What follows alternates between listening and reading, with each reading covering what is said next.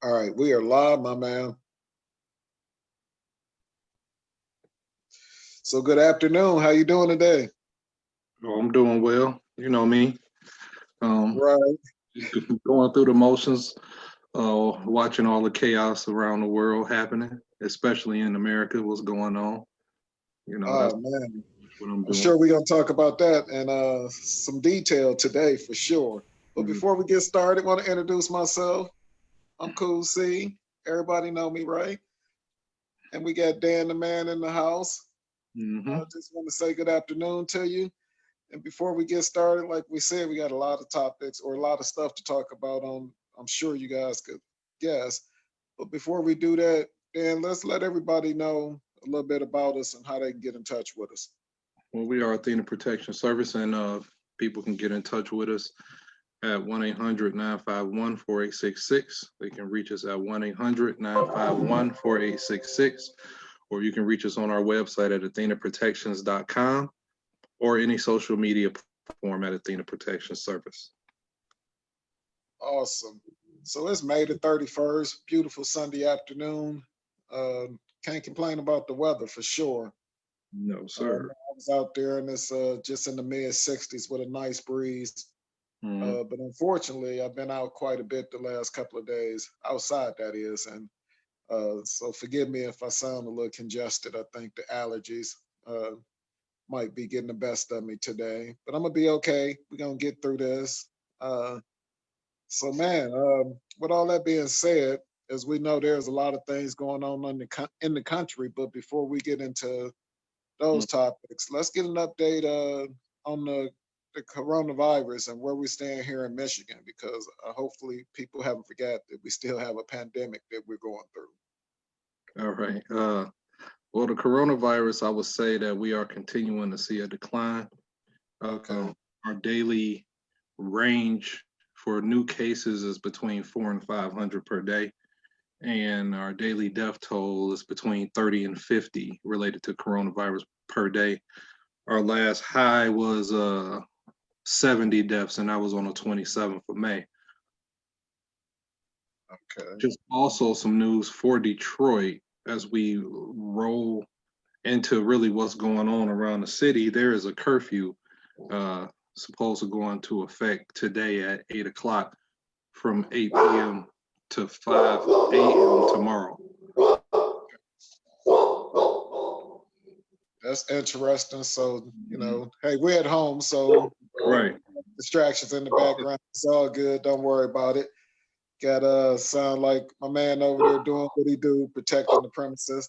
So Yeah. as you were saying, you know, some that we'll talk about for sure, but now we have a curfew, and that curfew for the city of Detroit, that is currently 8 p.m. effective starting today. Hmm. What do you think about that?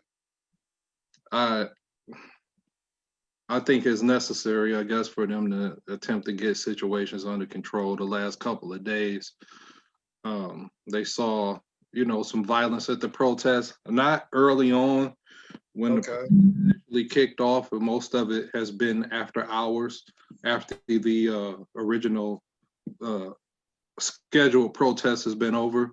We've Okay.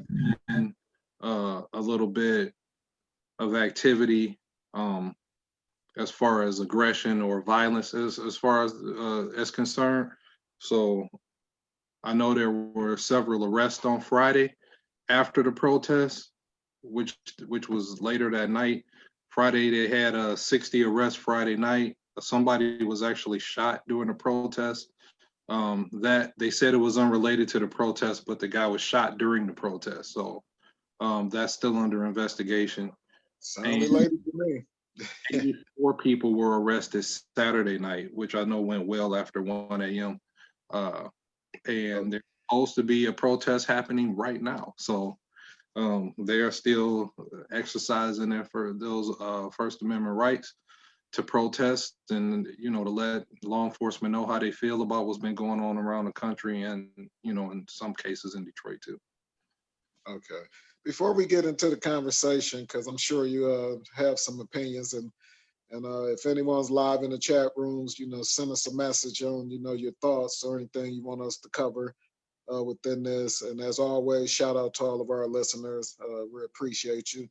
But I want to double back just real quick before we, leave talking about the coronavirus and the update, Hmm. because I really feel like our because of the maybe the weather or because more Hmm. businesses are being opened and we're trying to do some different things or we're like I said, I'm sorry, we're starting to open back up. I think people, and I don't think, I'll just be blunt and say this, I feel like people have forgotten that we are still dealing with, a major pandemic that could affect any and everybody. And because those numbers are lower, they're yes, we lose people every day to sickness and illness, within a city or within a state. But as far as we know, people that are being affected by the coronavirus itself, okay, it was 72 people, if I'm not mistaken, was the number you talked about, who died. That Right, wasn't the amount of people that got the virus. right. That Uh, was 1 day death toll. right. Yeah, When we think back to, in mid-March when this started off, how scared, how scared and devastated we were when we were hearing numbers that were way less than the numbers that you just gave right. today. Hmm. My purpose in bringing that up is, folks, this virus is not over. The economy is opening back up, not because our government feels that you guys will be safe. Our government is opening back up because they need money to flow. And, I have my opinions on that at this point, really not the importance. But know that it's not your safety as a whole that's the main concern. Yes, places are trying to be safe, and I know the factories are opening back up or have opened back up in the last week. I personally know a few people that are going back to work tomorrow as we speak, and we'll see how these stay safe and 6 week 6 feet separation, things of that nature, going to go. Um, so people don't not wear the mask. I'm hearing, the mask really doesn't help, the purpose of the mask and all of that. Do your research, try to get information from reliable sources on that. I'm not the expert and I don't want to steer anybody wrong. I would never tell you to, ingest no bleach. I won't do that for sure. But I will tell you to, look at the current information that's being brought up or the most recent information, I should say, in regards to the virus. And let's Hmm. not let that get too far behind us. And with that said, Right. let's go ahead and get back on track. Unless you wanted to add something to that, Dan. I think the mask itself is for you not to spread the virus because you may be asymptomatic. So it's Exactly. not Great necessarily point. to protect you because these masks are open on the sides and they're not sealed. So obviously they're not going to give you 100% protection, but it does give you some a small level of protection. But also I think it's more so to prevent you from spreading it than it is to save you. Good point. And I am seeing some pretty creative masks out there. I gotta say, when the opportunity to outdo somebody, I'm seeing it done. Some pretty creative masks I'm seeing out there. People starting to match them up to their outfits now, man. That's just what we Right. do. Shout Right. out to the people who've taken it to the whole nother level and the mask match the outfit every day that they have to be out and wear one. Hmm.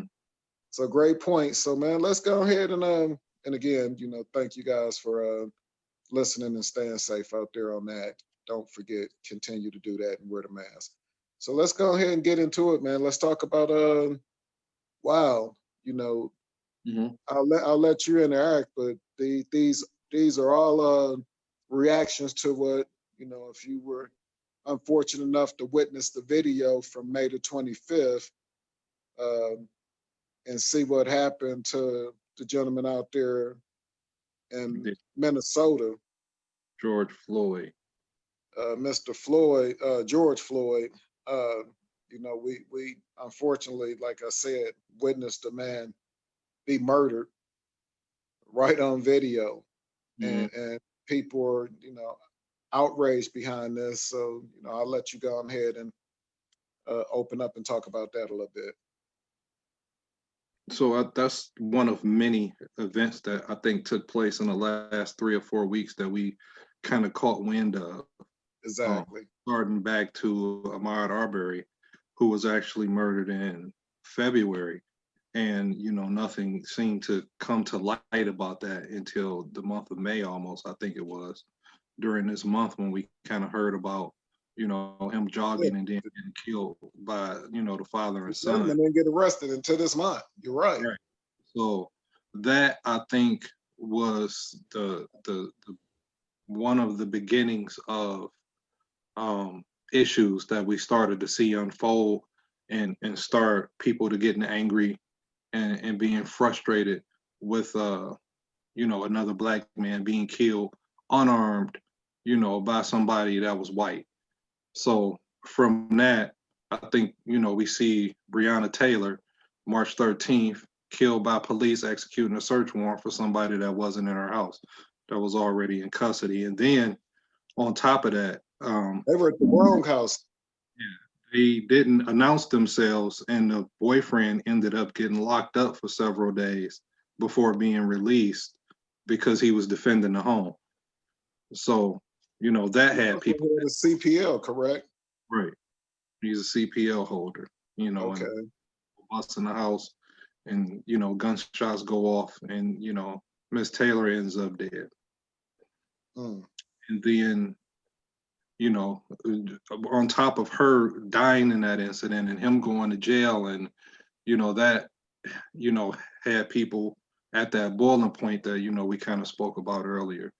And then, we see what happened to George Floyd, who was accused of passing a counterfeit $20 bill out at a deli, which escalates into an officer um, having his knee on his neck for almost 9 minutes. And 2 minutes, almost 3 minutes of that time, Floyd was unresponsive. So then, on top of that happening, there's no action taken against the officer, and we all saw this on video. We saw multiple officers standing around. We saw multiple people, you know, advising the officer of his knee placement, letting him know what the severity of it was, as if he didn't already know. He should have known. I don't think that's anything that's taught, but I don't know. I'm not an officer in Minneapolis. I'm not sure, but I don't think it is. Uh, and also, you had a lack of response on a part of the officials in Minnesota to take action against that officer after we saw, Mr. Floyd pleading for his life, explaining that he couldn't breathe, calling for his mother in distress, and then nothing happened, and then nobody could go to his aid because then they subject themselves, to potential death as well because they interfering with police. So it was a lot going on. I think it was a lot of frustration among people. And then on top of that, we locked in the house for the last, 2.5 months. We haven't been able to get out and really do anything, go anywhere, see people that we love. So I think all that bottled up frustration from all of those incidents that all of us kind of witnessed online just boiled over, into, a level that couldn't be controlled, which is why you saw people out protesting, and then you saw those protests turn into violence. Great point. And I just want to touch on a couple of things that as you went through your summary there, and we, before we could even catch our breath off of the video that we saw from uh, the gentleman jogging down in Georgia. And, I don't know if you covered it. Well, actually, I'm sorry, you didn't cover it, but, Mhm. we know that it was two individuals, a father and a son, that were involved in that, who, again, this was an incident that happened in February Mhm. of this year, and no arrests were made until the uproar and the cries from the community for justice. And just a note to add on to that, yes, they finally arrested the son and the the father, but they also arrested the gentleman who recorded the video, which I personally thought Right. that, for that, as horrible as it was to watch it, I was wondering why and how was this able to be recorded like Hmm. that. Right. So I'm glad that that gentleman was also apprehended.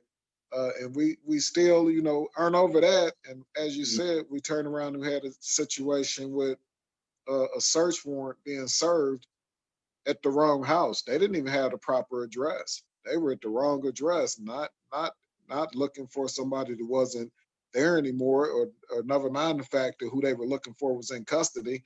They were at the wrong house looking for him in the first place. These people Right. had absolutely nothing to do with that gentleman that they were looking for, who, as I said, was in custody. And then before we could even really, I don't think people had a chance to even grasp that situation and the devastation behind it. As we said, the gentleman protecting his home, a licensed CPL holder, which doesn't matter. He was in his home. Hmm. I'm sure in any state you have a right to have, you know, the opportunity to protect your home, which is what he did, and to be, originally charged with attempted murder on a police officer who didn't identify himself as that. And I'm sure they'll say they did, but we all know that's BS. Yeah, they said they did, but the neighbors, came out and acknowledged that they didn't. Exactly. And then here we go with the most current situation. As I said, we all get to see it. And I'm still trying to catch my breath from the Georgia situation. And I Hmm. just named another two that happened, and it's almost like they're happening every other day. Right. Uh, so, my other point I wanted to talk about within it is you talked about the one officer, and for the most part, we all was seeing the original video, and it was the one officer. But I want to clear something up because there's a new video that surfaced in the last few days that showed that not only was that one officer with his hand in his pocket and his knee in the back of his neck, applying the pressure that he was applying, there were two other gentlemen also on top of Floyd, Mr. Right. Floyd, which we later saw video of that. And there's even newer videos showing that he was in the vehicle and for some reason taken back out of it. Hmm. And I'm not a police officer, and whatever he was not complying, I don't understand what the goal was with the compliance. What were you trying to do? Because to me, if somebody was non-compliant, now that there's three of you on them, okay, what's the next step? Hmm. Why is it just that you did that, and what? The goal was to stay on him until he stopped breathing, which is what fucking happened. And excuse my language, but I'm pissed off Right. looking at that, just like I was when I saw that murder unfold with the gentleman down in Georgia, as we talked about. And I'm sorry, I say gentleman. I'll apologize and make sure we acknowledge him by his name. What was the gentleman's name again down there? Ahmaud And Arbery. Aubrey. So Yeah. Mr. Aubrey, who, and again, my condolences to the family, who was, you know, being followed because he went into a job site Yeah. of a place being constructed. And I'm assuming that, regardless of how nice or what it was, but multiple people went into that job site and walked around and looked at that. And I'm gonna Hmm. tell you, I had a chance, many years ago, and it's kind of a funny story. I'm not gonna change gears because this is a sensitive topic. But my uncle and aunt that lived down in Nashville, Tennessee, what up, Gabriel and Sheila? Uh, we would frequently go into, the newly developed subdivisions and tour the houses. We went into homes that were in, the first phase where they hadn't did anything but put up studs and a roof, and looked at, properties, which was very similar with Mr. Arbery was looking at. And then we even went into a home, and we joke about it now, that was, we thought was in the last phase of construction, but people had actually started moving into the home, Hmm. and we discovered that we was in the house that possibly the owners had taken over ownership of it. And you know what? We immediately got out of there and we laughed about it and Right. went on. But I say that to say that that's a normal occurrence for people to go into these job sites. That there's not Hmm. necessarily a potential or the the goal is to go in there and do something destructive, people just like to look at some of these homes and get opportunity to go in them before the occupants go in, because nobody's going to let you in their house after the fact. And if Right. fortunate enough to be someplace where new developments are going on, it's exciting, it's interesting, you know, people are curious. So I didn't see anything wrong, because my point in bringing that up is there was actually video of him at a job site going through a property, but there was also video of multiple other people doing that exact same thing, which Mm-hmm. means that there was nothing that he was doing wrong to justify him being chased down or tracked down, I'm sorry, and murdered.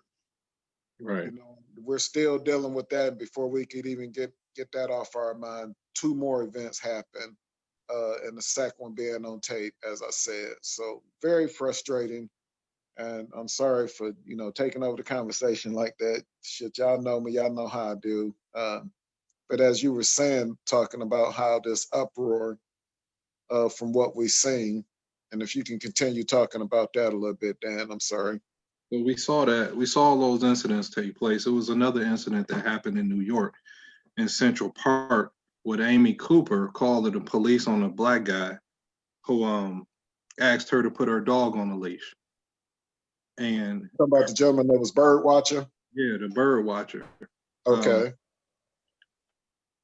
he asked her to put her dog on a leash, and she in turn told him that I'm gonna call the police and I'm gonna tell them that an African American man is threatening my life. So she was kind of being manipulative with it.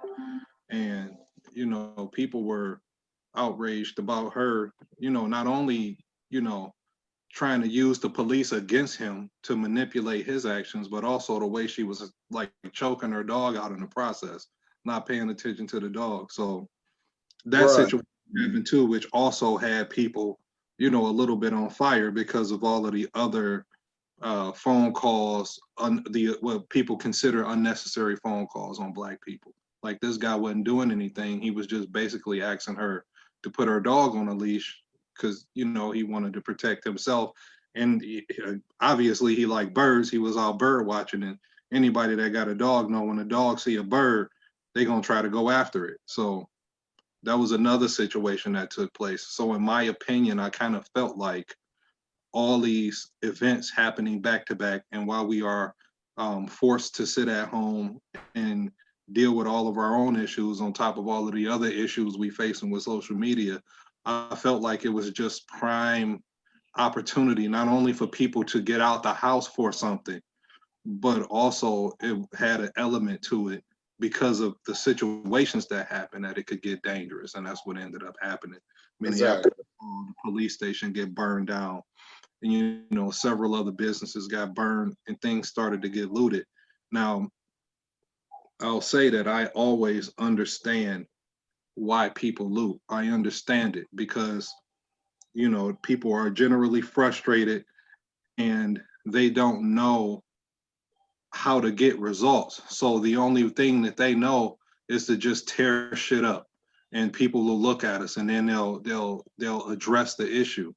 But you know, the long game, that's the wrong answer, because you technically don't really get anything done tearing businesses up and looting and stealing and things like that, in my opinion.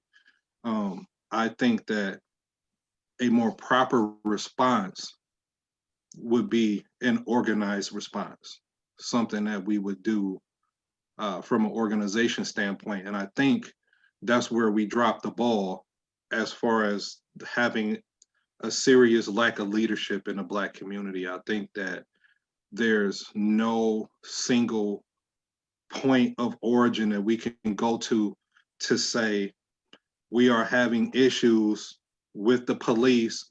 We need these particular prosecutors in place to change things. We need this particular kind of chief. We want these kind of judges in the courts. All that come through voting, but it also come through education. And I think I am not aware of a single point of origin where that information is held that can be presented to the people from a voice that's loud enough for everybody to hear it, if you understand what I'm saying. Yes, I understand it fully. I want to wrap back and talk about the lady in Central Park a little bit. You're not her because we saw the video and we saw her blatantly trying to inflict possibly injury, pain, and even murder to that gentleman because he wanted to be able to watch birds in peace in a part of the park that's for that. Mm, I was actually more frustrated in that situation when the gentleman who was bird watching actually came out and made a statement and talked about how this is too much. Uh, I'll just talk how we talk. Too much heat for this woman for doing what she did. Because mhm, as we know, she lost her job. And as you talked about her roughhousing the dog, mhm, the shelter that she rescued the dog from was like, give him back, which I don't know how often that happens, but um, that was her backlash. You know, she lost her job and she had to get back a dog. right. So as I said, she lost her job and had to get back a dog. Should I know? I get jobs all the time, so she'll get one too, especially being who she is and Mm, whatever talent she bring to the table. And rescue dogs, there's dogs that need to be rescued all the time. There will be somebody that'll most definitely take that dog because I thought it was a cute, cool little dog anyway. But she'll be able to get another dog as well. My frustration was the gentleman who again was bird watching and how he felt like he needed to protect her. mhm, And I'm gonna get on my soapbox again here for a second, and we'll get back to the topic at hand. But us as Black people, yes, we do need to come up with better ways to get our point across. And I'll talk about that in a minute, but I don't want to lose track of what I mhm, want to get off my chest here. Is too many times we know that we're being unjustly treated. And even when those individuals who flat out have, you know, when they have been, caught or put on blast, as we like to say, we still somehow find it in our heart to show compassion and try to put our arms around these individuals. And I just think back to the gentleman who lost his life in his own apartment in Texas uh, mhm, because a police officer who he had encounters with before came into his apartment saying she thought she was in her own and actually shot and killed this gentleman. Just the most unbelievable shit you could ever think of. right. And I just remember that gentleman, people in his family wanting to give that officer a hug after she was found guilty of murder. Mhm, And the judge, which was a Black woman, thought fit to give her a Bible. And folks, I'm not saying, fuck everybody and nobody deserves compassion. But damn it, why do we got to keep being the ones turning the other cheek when people are consistently hitting us in the face? So I bring that up and I say that, and it's a rhetorical question. I don't need anybody to type in or answer it for me. And I'll just tell you that there's people like myself who are frustrated when I see that. It puts a separation and divide between us. And I'm sure that there's somebody out there who can articulate and try to explain that part of it. But I will tell you in general, when people are putting our lives in jeopardy, hey, you got to feel like if this motherfucker was gonna try to do me, why the hell do I care about his consequences? And if we felt like that more often, instead of talking about we're gonna go to God and we're gonna pray for those people, that shit don't work. We got to stop giving them a pass when they fuck over us the way they're doing. And that's why I personally think, to bring it on back to my point, I personally think that we have people out here doing these things and so frustrated now that they're lashing out in these violent ways because they're tired of the violence that goes on us. mhm, I've seen it multiple times, and ironic we're talking about a pet in this story. Michael Vick was convicted and serve time with all of the money that he have. That's supposed to be one of those type of things where your uh your financial status is supposed to be able to buy you a better deal on being treated the way he was treated when he was convicted for you know dog Dog. fighting and the unfortunate loss of dogs' lives. I'm not taking away from that. But I know he spent more time in jail than the last 493 people, and I think I'm dead on it with that number, who were killed by police officers in the amount of time that those police officers served for those killings. So yes, people are frustrated and they're mad. And the only way they know how to answer is to break some shit and tear some shit up. And yes, it's only affecting those people's community. And I seen a meme where Donald Trump said, okay, y'all can forget about that second stimulus check now. Y'all tearing up the country and beating up the police. We ain't giving y'all no money. Whatever, man. People are out here frustrated. As a black man, you know, it hurt me listening to an ex NBA player, Steven Jackson, who knows this individual, Mr. Floyd, personally, for him to talk about how that, what type of person he was, and what his goal in life was at this time, and even why he was in Minnesota. Ironically, he went to Minnesota to change his life, you know, to continue to be a positive influence, and you know, get his life together. You know, it doesn't matter what he did in the past, because on that day he wasn't doing any of that. Even Mm. if he did have a counterfeit $20 bill, man, a counterfeit 20. Now, if they caught this man, and again, I won't even say it's acceptable. If they caught this man with $100,000 worth of these fake 20s, okay, maybe. But hell, I know I get money from people all the time, and who's to say he even knew he had a counterfeit 20? And whether he did or didn't, it wasn't a life sentence, Right. which is what they gave him on the spot by giving him an execution. And Mm. who are they and how are they to do it? So yeah, we're mad, we're frustrated, and we're out here in the streets and we're voicing our opinions about it. The one thing I will say, I find it interesting that a lot of these people that are out here tearing up shit and making destruction aren't even people, um, not saying that we don't want and appreciate the support from other white people and the solidarity, but don't do us no favors and tear up some shit, and have us looking worse than we're already being portrayed in society. You know, you're spray painting on the front of a business, Black Lives Matter. It's like, hey, get a t-shirt like we do, put a flag up, write a sign, but don't tear some shit up on our behalf, because they're gonna say that we tore it up, which I don't Mm. give a fuck or care about at this point, because we're at a boiling point. And you know, that's my 2 cents on it. I'll let you get back to talking Okay. about it. I got a comment here. It says, it looked like it's a little bit long, but okay. It says, I'm not black. I'm not racist. I am a victim of racism. We need a leader in this country to redeem the social problems. I'm going peaceful protest. Trump wants an uprising. Trump is racist and promoted all this racist civil unrest, all propaganda. This is from Richard Yancey. Mr. Yancey, I appreciate your comment and thank you very much for listening to the Yes, podcast. thank you. Um, I appreciate you also being involved in a peaceful protest, because I think that's what we need the most. We all know what the president is about. We know what he wants to do. We know what will benefit him the most. So we are not uh, willing to engage in any of those things. At least I'm not.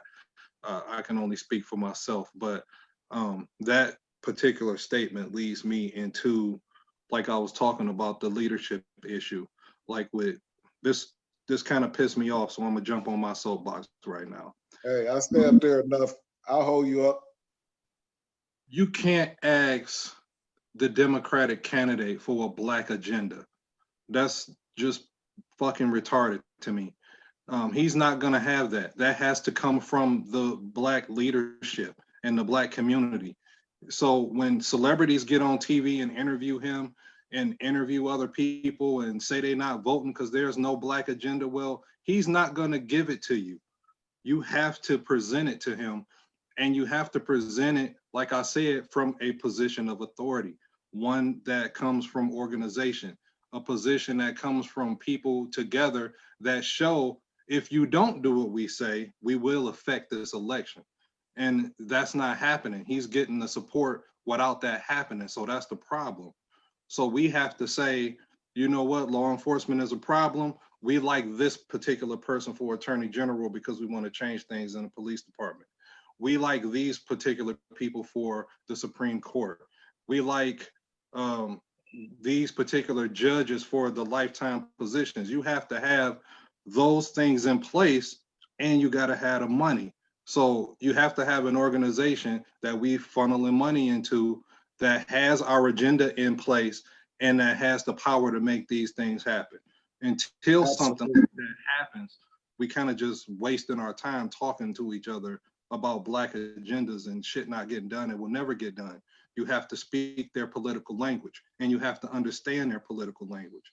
So people complain about Obama and the LGBT community. The LGBT community wanted to be able to get married because they wanted to share those benefits with their spouse or the person that they was living with. They had an agenda. They had a particular piece of legislation that they wanted passed. What have we presented?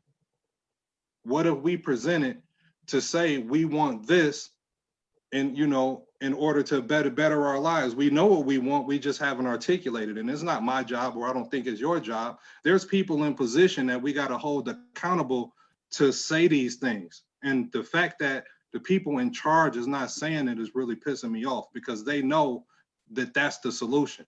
They know that we have to have particular legislation to get things done. They know that we have to have particular attorney generals. They know we got to have particular judges in place.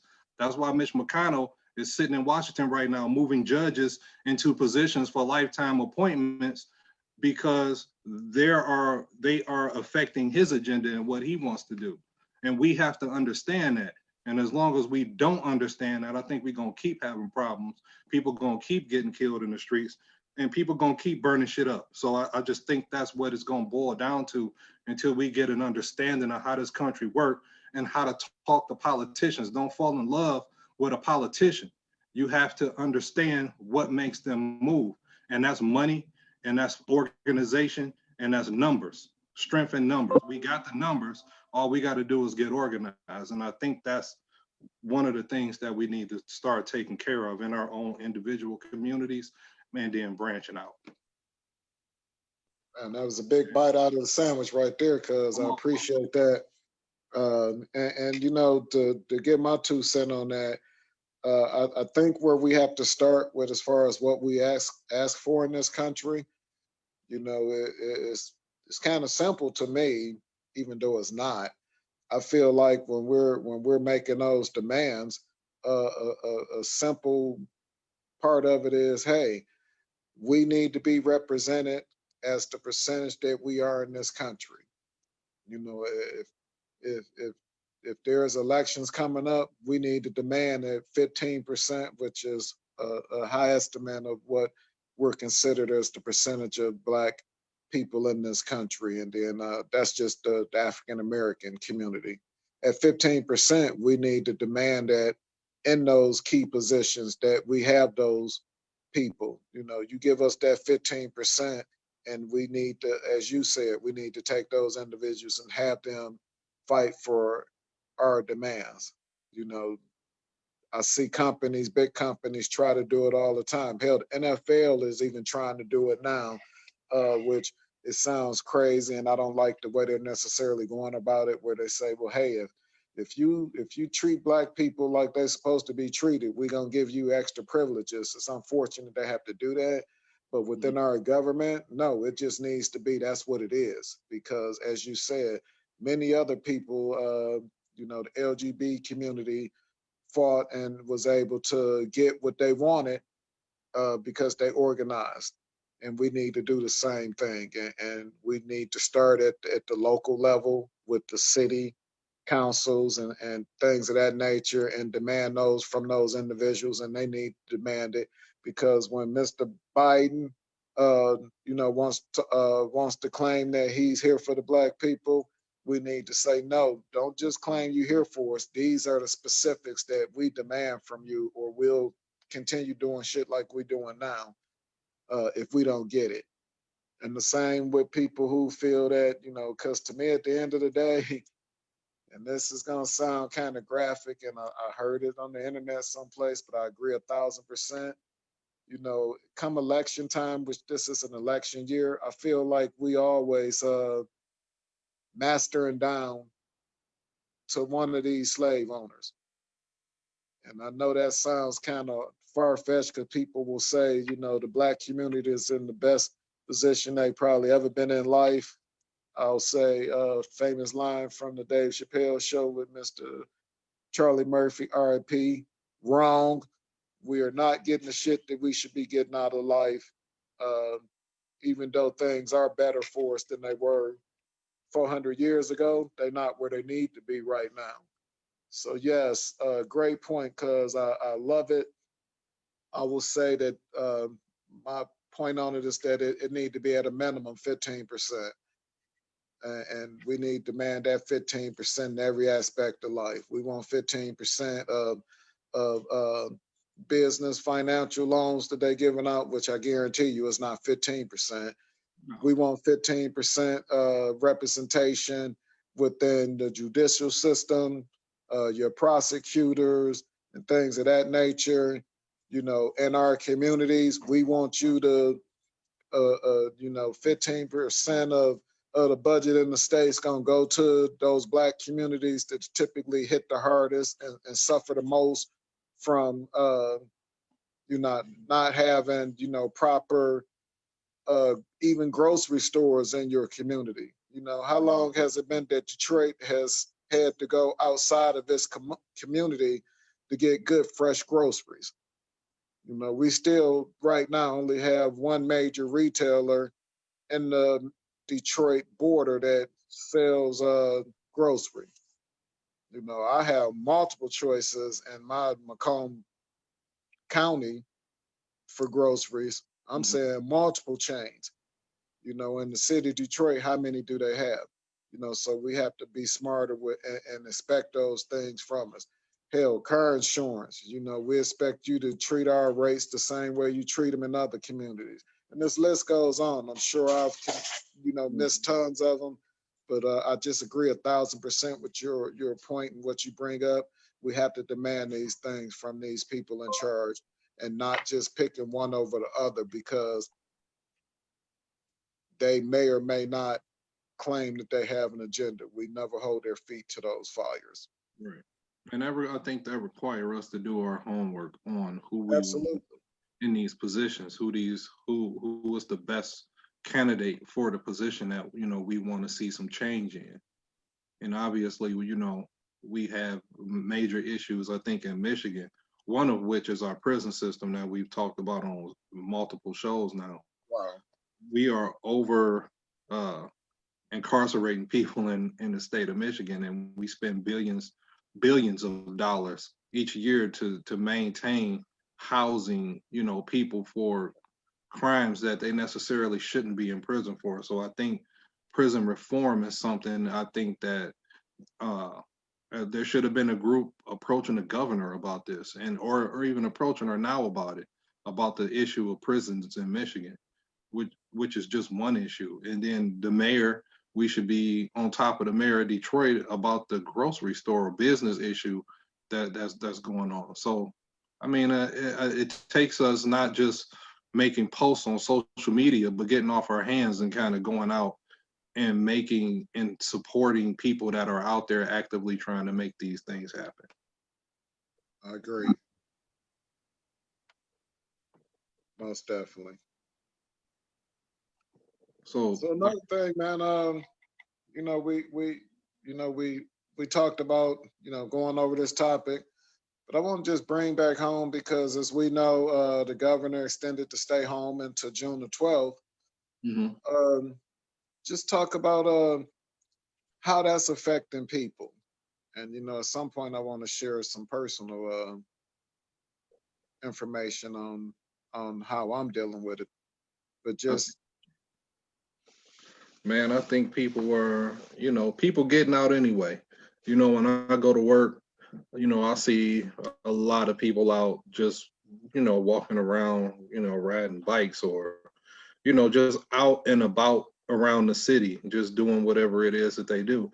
The weather getting better, so nobody wants to sit in the house, and be stuck in the house. But you know, ultimately, it's supposed to be for the safety of everybody. So, you know, people I think are reaching, like I said, they're reaching that breaking point where you locked up in a house for so long, it's only so much you can take and people want to get out. So, I mean, I'm sure a lot of people were out protesting just to get out the house. You know what I'm saying? Not necessarily to, that they were always, involved in political things, but, it was a way to get out and get involved and to, you know, contribute, to what was going on. Exactly.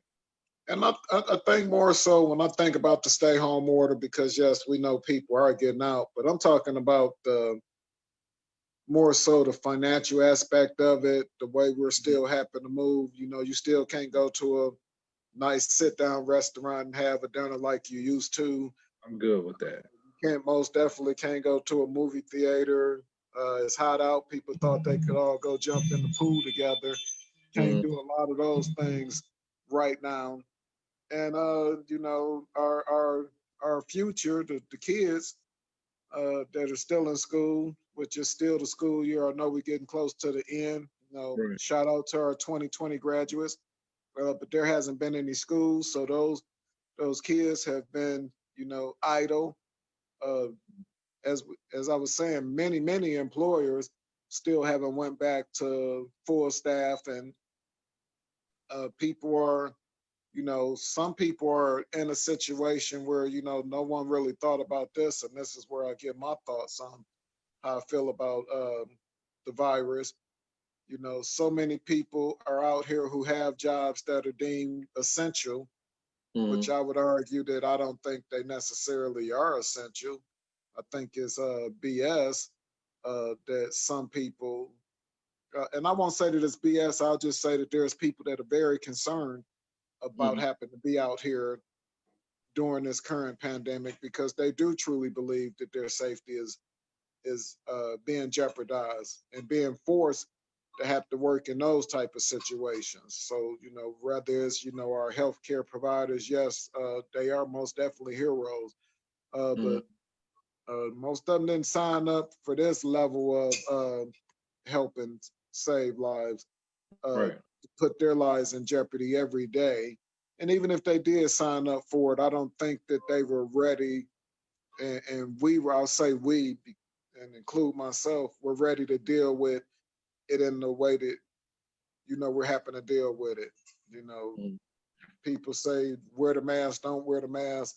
You're interacting with people who you don't know. You got strangers coming into your place of business.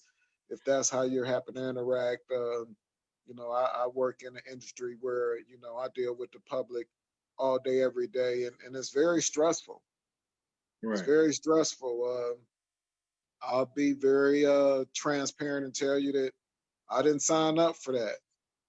When Right. I took on the career path and the particular job that I hold now, I didn't anticipate having to deal with people who aren't taking this, what I'm concerned about, my safety and my health. I Mm, don't feel that people, that's their number one concern. right. And here's my thought on it. Is there something wrong with me because I feel that way? Because I feel like a lot of people out here in the world right now, or I can't talk about the world, I'll just talk about here where I live in Michigan, Metro Detroit. I feel like a lot of people, because of how they feel about it, feel that people are trying to take advantage of the situation. There's people who are saying that, people are taking advantage of this stimulus, or I'm sorry, not stimulus, but the unemployment right now because of the government assistance plus the state unemployment. People are making more money staying at home than they are to go to work. And how do we get the people back to work? It's like, hey, you know what? Yes, it may be a small percentage of that, but how many people are really out here not able to sleep at night uh, because even though they have a job, and not discounting the people that are on unemployment right now, because it's a lot, Mm, but the people who have jobs and still feel like I don't want to do this job, or I can't continue, putting myself in jeopardy like this because I'm scared. Not only am I scared, I'm frustrated because, I work for a company, and if I'm drinking the Kool-Aid for that company, I think this is what I'm supposed to do. But deep down in your heart, you know that's not what you want to do. You don't want to be out here as an essential worker. Say, for example, working at one of the home improvement stores. Yes, there's a lot of essential stuff in there, but I can tell you, being in one of those home improvement stores recently, and people was complaining about the lines because they couldn't get their paint and their mulch so they could work in their garden. Right. People are still forgetting that, yes, you know, there's people that have to ring that stuff up so you can put it in your garden and roll it on the wall. Somebody got to mix that paint. And guess what? They probably didn't think that that was essential, Mm-hmm. so there's a lot of people dealing with this. And then the flip side to that is the people who are truly unemployed because their business went under. The company they work for, if they were, I think about when we would do the podcast at our previous location, we had a weekly routine of, doing our recap at a restaurant that we loved and enjoyed going to. And that place hasn't been open since, early March Right. because of the pandemic. And those people, yeah, they would love to go back to work, but their particular work isn't available and probably won't be available full capacity like it was for a long time to come. Mm-hmm. So yes, there's people out here who are dealing with that aspect of it, and it's really tough. It's really tough because they're concerned for their safety, and yes, they do have a job technically, but man, the grocery store workers, they signed up to work at the grocery store. They didn't know that they was going to be jeopardizing their life in order to maintain employment. And shame Right. on anybody that tries to look down on those individuals that are concerned and don't want to do that. Yeah, man. I agree. There's some people that they had no intention, of being on the front lines, of this particular situation. And sometimes, your personal health and your well-being is more important than anything else. So, those are the tough decisions I think that people have to make um, during times like this. And then we don't know how long, this is going to go on. Hopefully, this is it. In a couple of weeks, we'll be kind of moving towards some level of normalcy. But I think at this point, for people, that's dealing with those kinds of things, they have to make those choices, and they have to be safe as they possibly can. So I would expect them to have on the proper protection equipment, to do their job. But I just think that it's just a tough situation for everybody overall. And Absolutely. I've talked to several people that it's kicked their anxiety up, to levels where they back on medication, or they have a hard time, just getting through the day, just because That's of where I wanted to go with it. So speak on, my brother. Yes. dealing with this situation. So it's hard. And as far as unemployment, there's always going to be some level of fraud. There's always going to be people taking advantage of a situation. That should be accounted for, in the process of doing unemployment. They already know that. So that's not nothing. That's not anything new. As far as unemployment is concerned, there's always people taking advantage of it. There's always people plotting and living off the system and scheming. That's a part of the planning process. When they do an unemployment, there's a certain percentage of that happening, and you should plan Right. accordingly. So I'm not really feeling sorry for the government or people complaining about fraud, because it's a part of business, unfortunately. Let's not skim over what you talked about as far as people's mental health right now and how they're feeling it about this.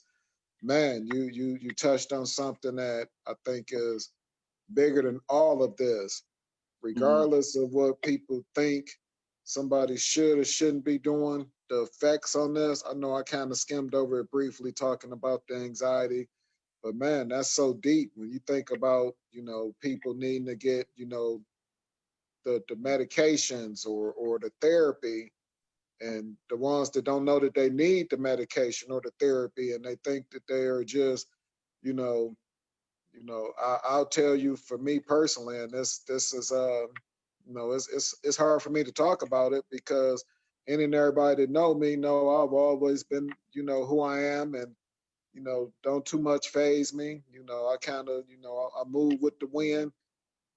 This pandemic has put me personally in a situation where I feel like uh, I don't have the answers that I usually am able to get. Mhm. I'm not able to move the way I'm usually able to move. And I'm not talking about so much financially, but just the fact that, you know, so many things have changed over these last 60 plus days. I can tell you I have problems sleeping at night.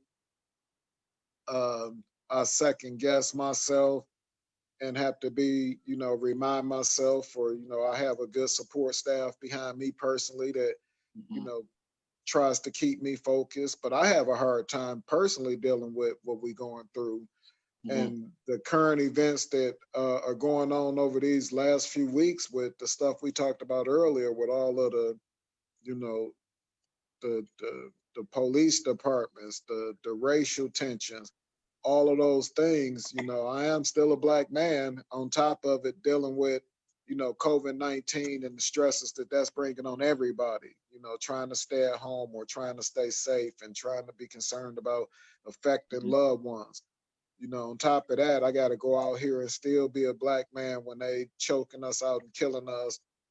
And I still got to go out here and try to figure out how to maintain and keep a roof over my head when it's so hard because of the pandemic for the field that I'm in. So it's so Mhm. many things that I'm going through emotionally, uh, with, you know, me personally, as well as the things I'm seeing happen to people who look like me. And this had its effect on me. I'll be honest with you. I really can truly say that it has affected me. It's had me thinking about things that I don't normally think about. It has me worrying about things I don't normally worry about. Mhm. Now, again, I'm fortunate enough that I'm able to look at these things and assess them, and I'm also willing to seek help where needed. And when I say help, if that's reaching out to a family member that you trust and love, or if you need to get professional help, don't be ashamed of doing those things and reaching out, and just being honest and upfront with the people around you. Too many times people hold in these frustrations and they think that it's only happening to them.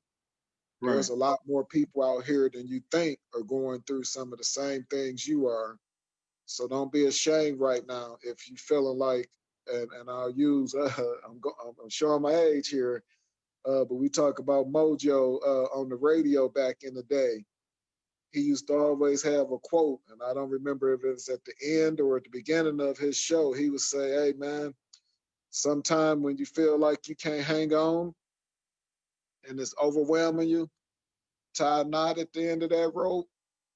And I use the rope analogy, not in a bad way. I'm talking about the rope in the gym when we was kids growing up and we Right. had to work out and climb to the top of that bad boy if you thought you was the shit, which I did that. But anyway, Mojo said, tie a knot and hold on. Don't slip off of the rope. Don't let go of the rope. Hang on. And I have to remind myself that sometimes, but I do personally get to points where it's like I got to remind myself to tie a knot, just hang on. It's gonna be Mhm. all right. And I'm not ashamed to say that it's not as easy every day as it may have been, but there is a light at the end of the tunnel, and we're gonna be all right. I Right. say that all the time, but just really wanted to get that off my chest because it's been tough. It really has. And shout out to all my loved ones and friends and family that have been there for me personally. And Mhm. that's why we talk about it every show. We talk about people, reaching out and checking on people, and Well, because everybody not gonna be as right. bold as I am to get on the podcast with our millions of listeners and say what I say. But that's because I'm real, and uh, I don't have a problem sharing my thoughts with people. That's bold. But people out there that want to do counseling or they, interested in counseling, but they don't want to go into the office. They do have the telemedicine Absolutely. thing where, you can, like we doing right now, they can get on a computer and talk to somebody on a computer and see them and have a conversation and get, whatever's bothering them off their chest. So, those Right. options are available if people need them. Just get out there and look and, research, for whoever's in your area and, whoever take your insurance and, get you a counselor that is doing telehealth and, you can do it online. You don't have to go out. You don't have to be in a room with somebody you don't know. You can just talk to somebody over the computer. Although there's a certain level of rapport that's built when you in the room talking to somebody. I think, if you just want to be safe right now, you can do the telehealth online and get, that treatment that you may need, That's especially if you're having issues right now and you're not able, if you find yourself struggling to cope through these particular times and situations, get the help. It's inexpensive to get counseling. Usually co-pays are, $25 or less, and you can do it at weekly, monthly, however many times you feel like you need to do it. But definitely, I think that's an option for people if they want to do that. yes. And I want to say this and back on just the situation as a whole. Troy mentioned something in the comments that is definitely something that's true. We get a lot of, why do people not care about black on black crime, and people out there looting, and that's not the answer. Um, People are angry. Black people, not just people, I'm gonna say black people are angry, and they are burning things up like police cars and police stations and things like that because they're mad at the police. And there's a heavy amount of criticism on people, black people, for taking these particular actions. I personally do not agree with rioting. I don't think that's the way, but I understand it. Um, when college kids burn and loot and overturn cars because they team won, we never hear this. We never ever hear it. And whether they team win or lose, whether it's professional or college, people go into the streets and people tear up shit and they light stuff on fire and they jump on cars and they overturn police cruisers, and none of these negative things are said. So I appreciate Troy for pointing that out. It's complete BS, when people are getting the narrative that it's all done for nothing.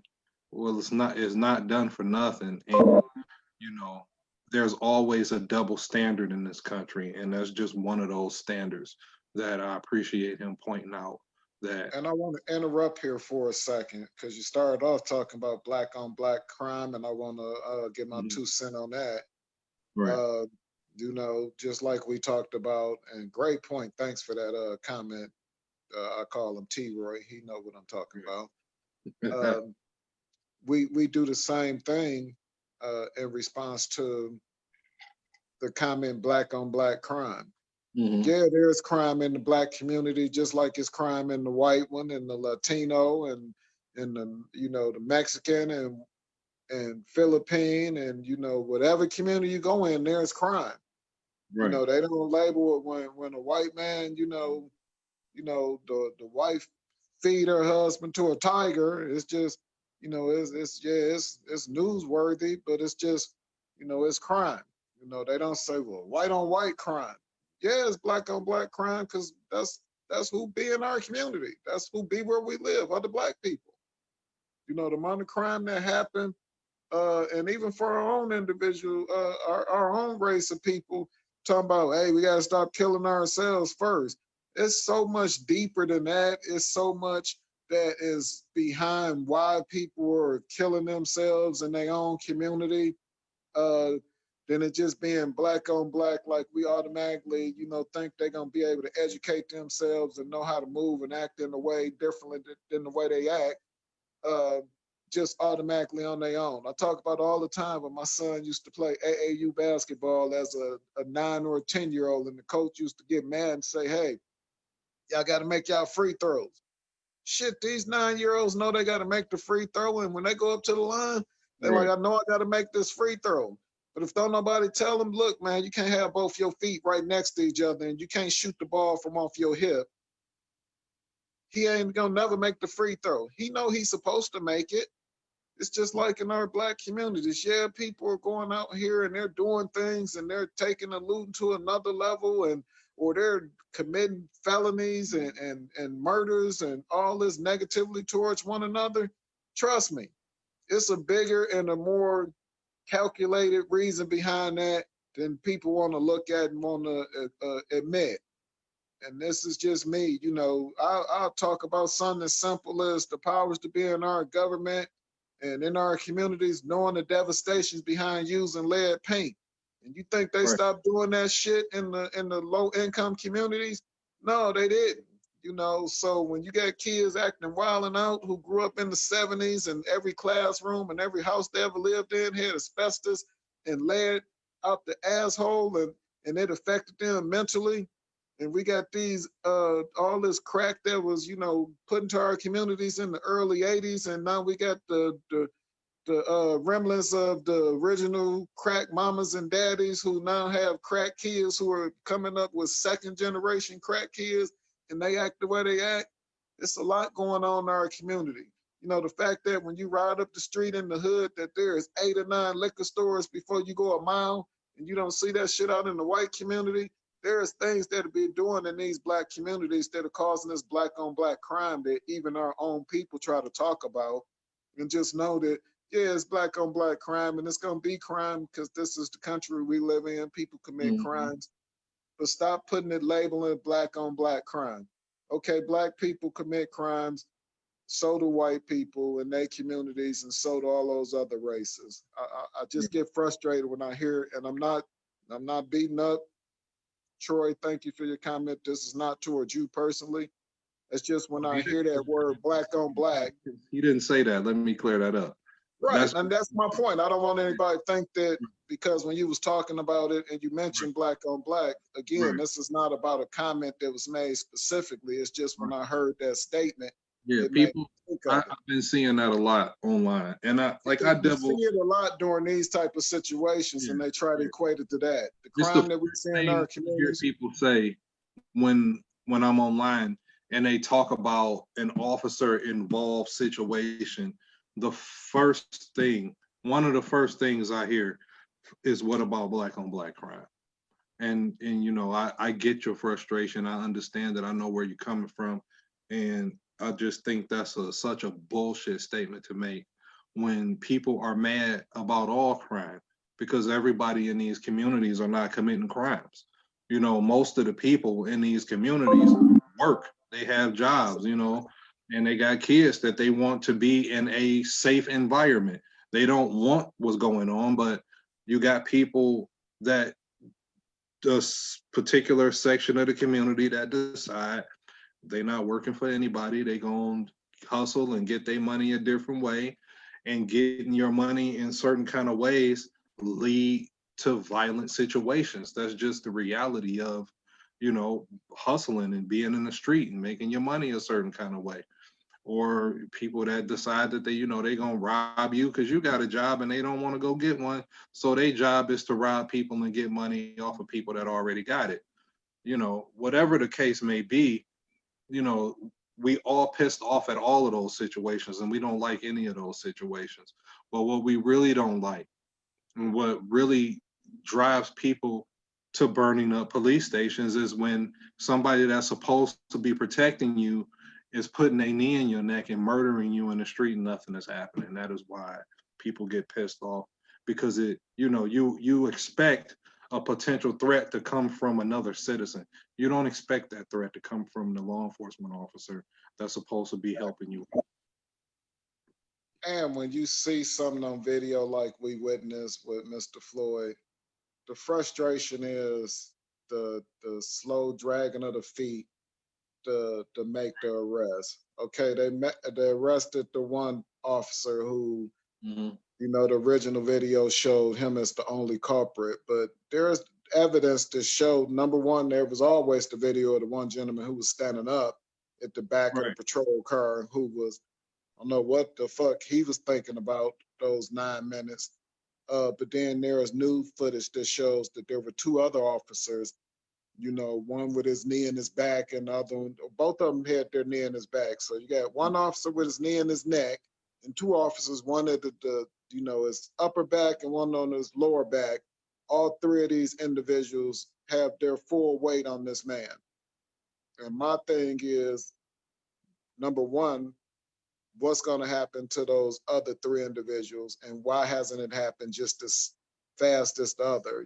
I won't get into the details of the charges. I But personally feel like it should be you got to way think steeper than third degree.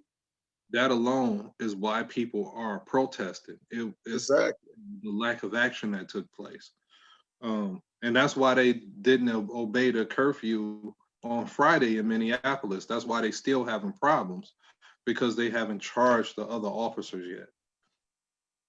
Exactly. So I think they're going to keep having issues as long as there's a failure to act. I think it'll just keep going on. It's a great point. It's unfortunate that we have to cover these type of things and talk about them, but if we don't talk about them and we don't give our listeners opportunity to hear from people who feel and move the way they do and give some perspective on it, we will continue to let the media dictate, and portray these individuals, because I guarantee you, at some point they're going to start bringing up more details about this man's life that has nothing to do with that incident, because they always do it. When I say they, the media, the government, whoever it is, always got to bring out and point out the negative light, of this individual. Maybe some of his previous things that he done, but as I said, the close friend, I thought they were brothers. I thought they were twins for real. Steven Jackson, former NBA player, spoke out and talked about the individual and talked about why he was there in Minnesota. He went there to better his life. I personally did something just like what Mr. Floyd did. I moved myself away from what I felt to be a negative environment for me personally at the time. And I was fortunate enough to have family and was able to go and move and live in a whole nother state and start over. It's the best thing that could ever happen to me, changed my life. So I most definitely can appreciate and understand someone who may not have been on the right path, going away like that, like he did, and starting up new. Shame on him that, I don't want him to be portrayed as whatever they're going to try to portray him as. Right. He was somebody who was trying to change his life, and that's all that should matter. And even if he had committed, he wasn't on the run. He wasn't being sought by authorities. Uh, it was, my point is, he didn't have any reason to be concerned about encountering the police. And any type of struggle they say happened, I don't understand how, whatever the struggle was for that long, for those officers to be on that man the way they were. To me, I thought that when you have somebody that's being unruly, you restrain them and then you put them into the police car. Well, you take them to the police station. That's generally. You don't squeeze them till they stop breathing. That's how you restrain somebody. You kill them. No, not here. At least not for what I'm familiar with. And I've had several people, unruly in the car. I've had people try to kick the back windows out of cars, and always we get them to the precinct.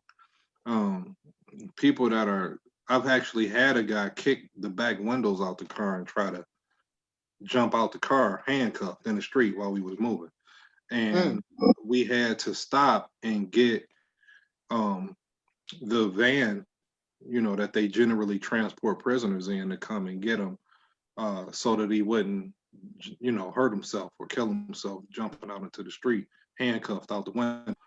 but that didn't require us to kill him or put our knees in his neck or anything like that. I just think the tactic was, um, it was just complete bullshit to me that he even thought to do that when it was completely unnecessary.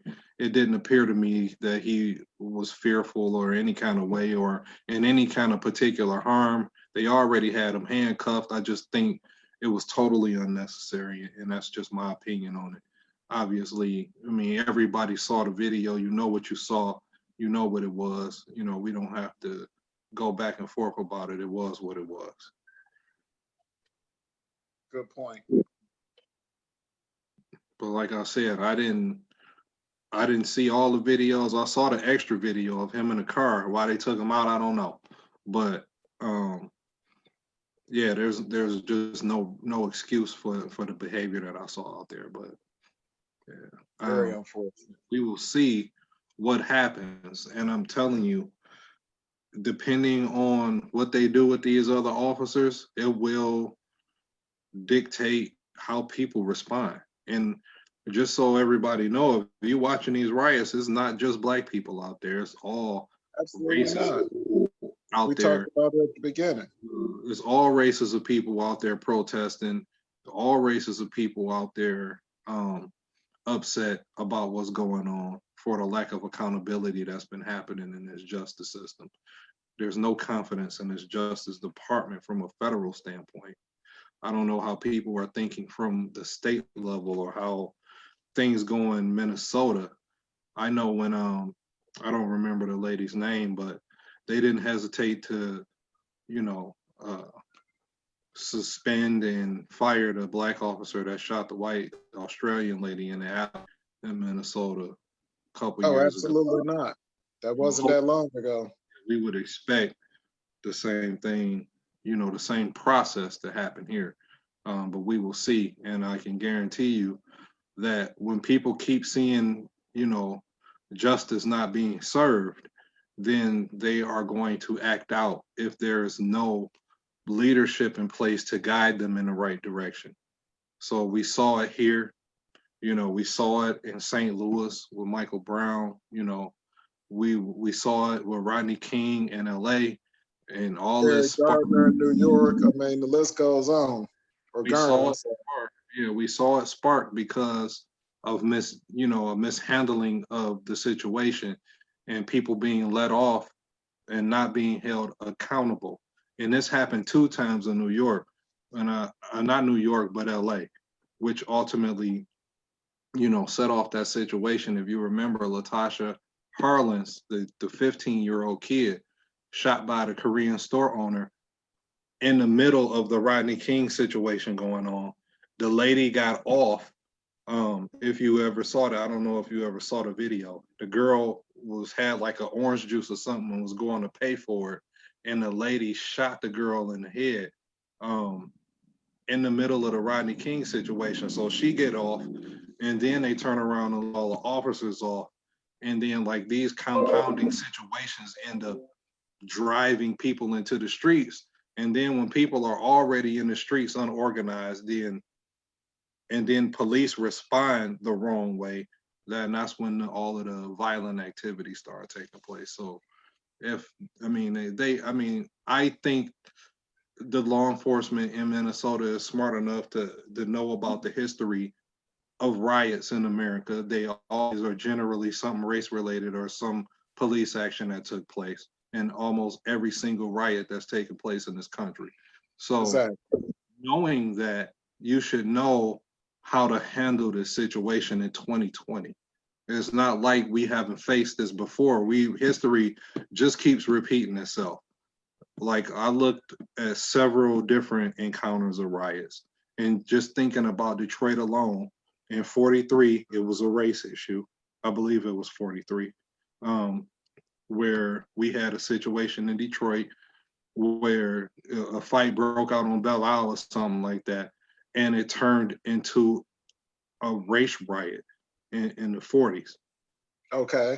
And then you got the situation in 67 where for 5 days or so, the city was tore up and the National Guard had to come in because of some police action between white officers and the black community.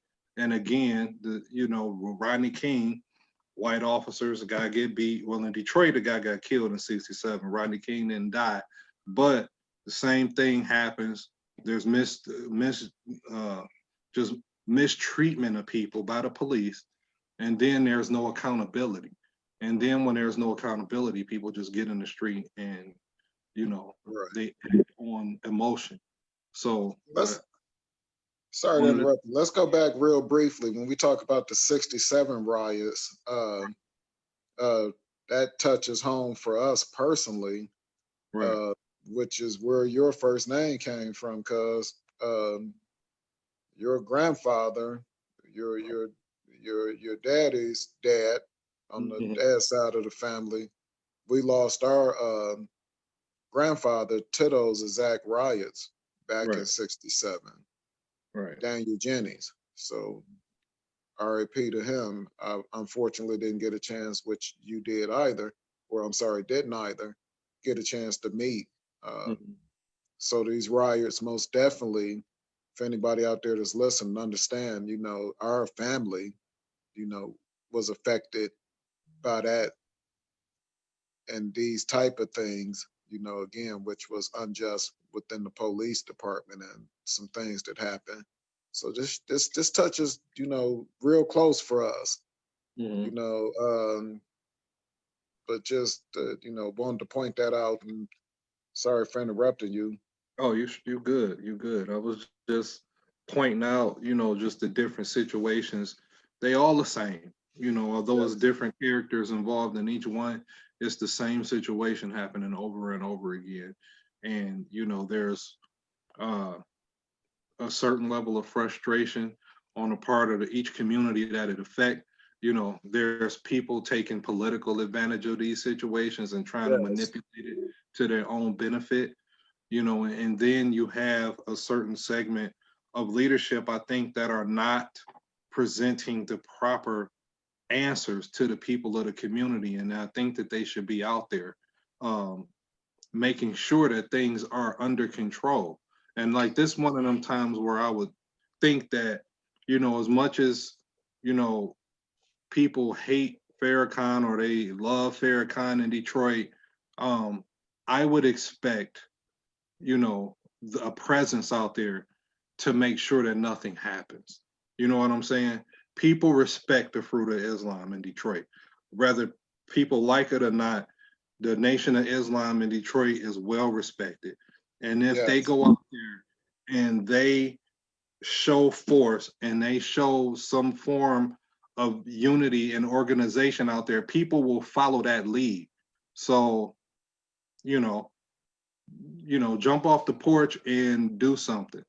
Especially what I'm speaking, directly to the Nation of Islam. Obviously, I can't tell them what to do, but in situations like this, to prevent things from happening, that is one organization in this city that can, without a doubt, control the crowd and make sure that people are not doing things that they shouldn't be doing in it. And then, like I said, that just that lack of leadership and that voice that's well respected, that should be out there at all times when you have situations like this to prevent the violence from occurring. And it's just not happening. I don't know why. And uh, I can't explain why that's not happening, but I just think it should. Right. And we, again, great points as usual that you bring up. Um, wow, it's a tough one, because shame on us that we don't have leadership that we can cohesively all agree and try to move in a direction towards the equality.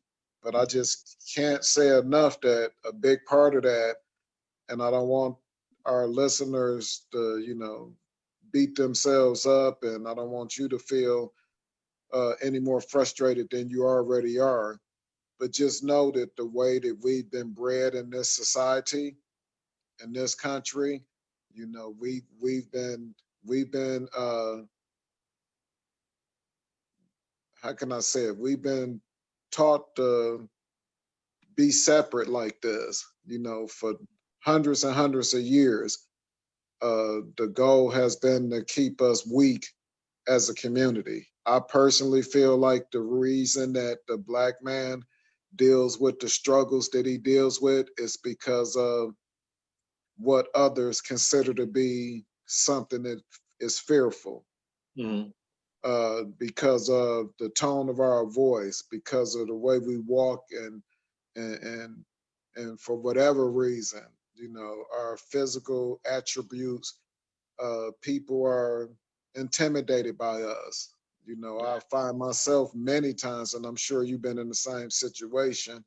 I weigh in at 205, and I'm sure you probably 206. But you know, people fear us. Even our own in some cases. And with that being said, people have always, and I'll say the ones who consider themselves to be the leaders have always feared us in some way, shape, or form. And the goal for many years has been to keep us from striving as a community.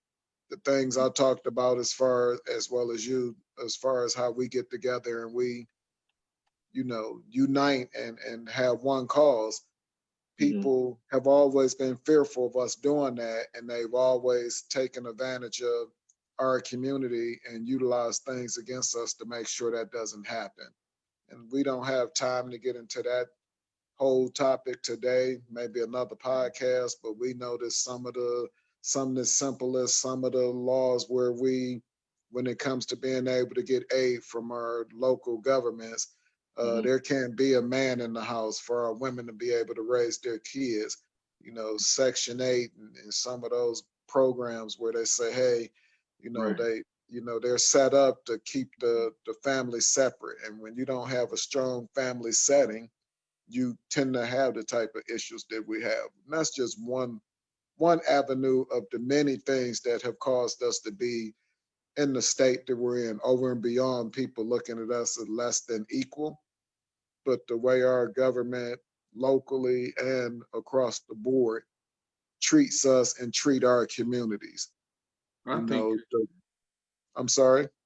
I think another issue, I hate to bring this up, but I think another issue is most of our leaders been assassinated. And I think, you know, It's a I fear there, most definitely. for a while, I Yes, think there's a fear that's not spoken about that prevents kind of, people from jumping into that spotlight and that's a getting that, great point, though.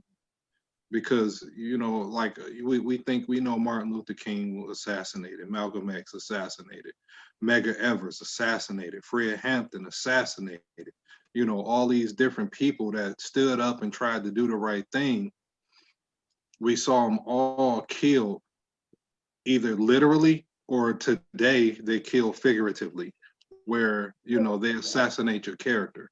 They assassinate everything about you to make people not want to follow you or like you, or kind of put discredit on you, so to speak. So it almost is like a COINTELPRO like 2.0 type thing today, That's where deep. you get people, And when I talk about the separation, and it's a great point that you just brought up, because I saw on the internet, and we all know we need to take the internet with a grain of salt, but I saw that divide and the bubbling. We talk about boiling points today. That's our hashtag. I saw a lot of African American, our Black sisters, start going in on our Black brothers, feeling like they are afraid to do their part and stand up. There's only women who are willing to, Mhm. Black women willing to, get in between the officer and the Black Right. male and things of that nature. And I was like, wow, my first response was I wanted to, really go hard and be like, are you kidding me? But I had to stop and say, hey, wait a minute, let's think about this before I start pointing and getting into an altercation with my Black queens.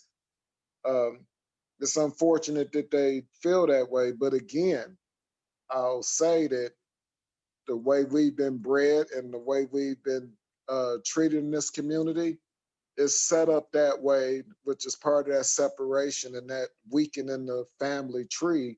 Is that's why we get treated the way we do. It's because the authorities, whether it's just culturally been the way they move, I feel like it's always been something that's been calculated.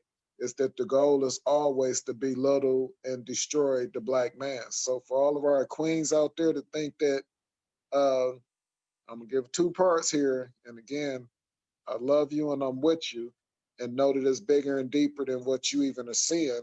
But I'll say, number one, we are in fear because the way you can step in front of a situation, and these days it ain't even safe for you, because I've seen many of women just in the last 2 weeks, hell, in the last week, get the shit knocked out of them by police officers. Don't give a damn about you being a woman, let alone being a black woman.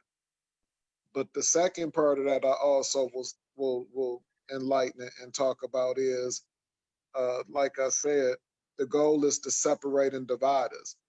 You know, if the people who are in charge, or the ones who feel like we're less than equal, if they can keep the black woman from trusting and believing in the black man, which is what's happening when you have women on here commenting and saying things like our black brothers are weak and they're not standing up and not doing anything. Mm-hmm. Think about it, women. They have systematically put you in a situation where you feel like you have to do it yourself because they don't want us in the household. Yeah, And I'm sorry that you have to endure that. I know how difficult it is, but just know that it's bigger than just you thinking that our black man is weak. I got a comment from Tone Capone say all they doing is burning your own towns. Do you see that? Uh, Tone Capone, thanks for responding. Great question. Our own towns, as you say, that you feel we're burning, shit, they already burned. Which my point exactly is the way we are systematically treated in our communities. Yeah, it's unfortunate that that particular retailer with the bullseye. I mean, they have a bullseye, so of course we was gonna aim for it. I'm talking about Target. And some of those other situations, people are just taking advantage of the opportunities. But where's the uproar when you ride down 7 Mile from, say, Southfield to Evergreen? I'm just talking about the West Side area. Where's the uproar when you pass? I'd be safe to say it's a good 10 liquor stores in that 2 mile range. Uh, and again, it sounds like I've lost sight of what the comment was, but to me, You just in our burn. communities, I'm sorry. You just burning your own town. That's what he say. Right. And to me, what the government allows, and the things that have happened in the town's been burning in other ways. The frustration that you see from our communities out there when they do those things is they feel like there is nothing else that can be done. We talked about it earlier. Even though it's our so-called city, that's where we are. But you all know that, and when I say you all, I'll say people other than the African community, the black community, you know that you're the ones who own the stuff in those communities. Very rarely do you give us opportunity to have black owned businesses in our community. Like I said, in the city of Detroit, for example, we only have, and I forget about the other one, Whole Foods, but the only major grocery retail and Whole Food, is it really for the true in need black community? No. The Whole Foods that we have in Detroit has been plopped down in Midtown, which we know now, if we had to do a poll on the population, it's probably 60% white now. Not gonna get into that. But back to the topic and the question that was brought to us, burning down the community. Shit, a lot of stuff that's in our so-called community, it ain't really there benefiting us. So the frustration that you see people lashing out, it's because they're just sick and tired of being treated less than equal. So yes, they gonna burn it down. Because guess what? The same way we have people coming into Detroit and looting and tearing up shit, saying that they feel our pain, they wouldn't dare do it out in Warren or or Clinton Township, but I guarantee you it's people from Clinton Township lighting stuff up and doing things. And again, that's not everybody. So I don't want anybody from those communities to come at me. Mhm. I understand that there's people who understand our plight and feel the frustration, but to reiterate, and I'll give you a chance to respond as well. I just feel like that thought that we're burning and tearing up our own community, how much of it is really ours? So the frustration, and even the ones that are burning down, which is a very small percentage of the people, are burning up and looting out of all of it. But the reason you see that level of frustration is because what else are we going to do?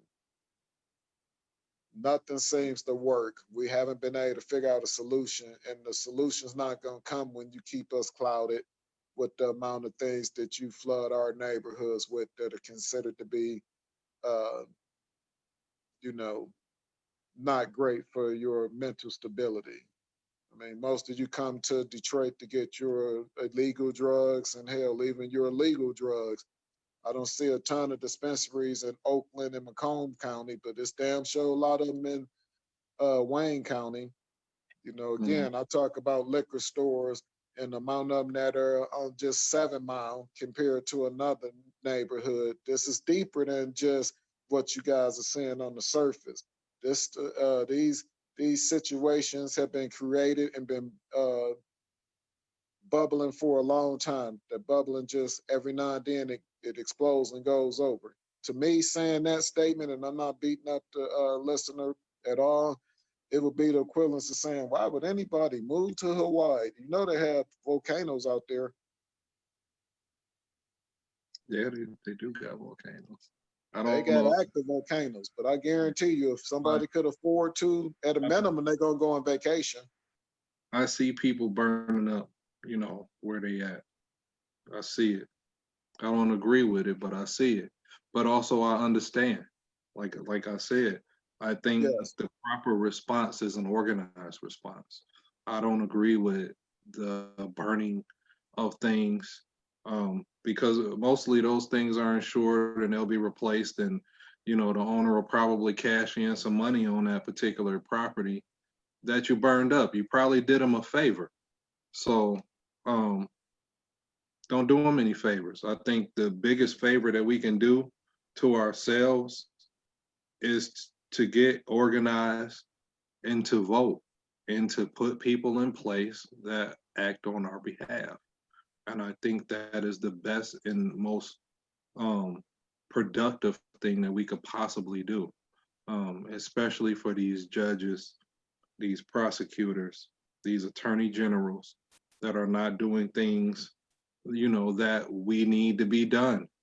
And when you got a population of people that's over jail, and a population of people that's constantly being mistreated, that's constantly being undereducated and not getting the best out of what this country has to offer, that causes people to eventually get pissed off and lash out.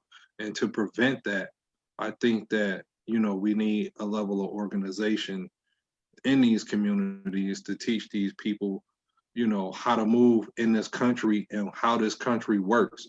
I think that's just from an education standpoint, we lacking how government works and how business works and how investing works. Like we don't understand some of the fundamental things that it takes to survive in America.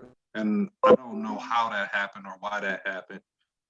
But I think that when we get on course and we start to do these things, we start investing our money in the businesses and investing our time into our own businesses and learning how to maneuver in the system that we operate in, which is supposed to be a republic that they call democratic, that's capitalist in nature.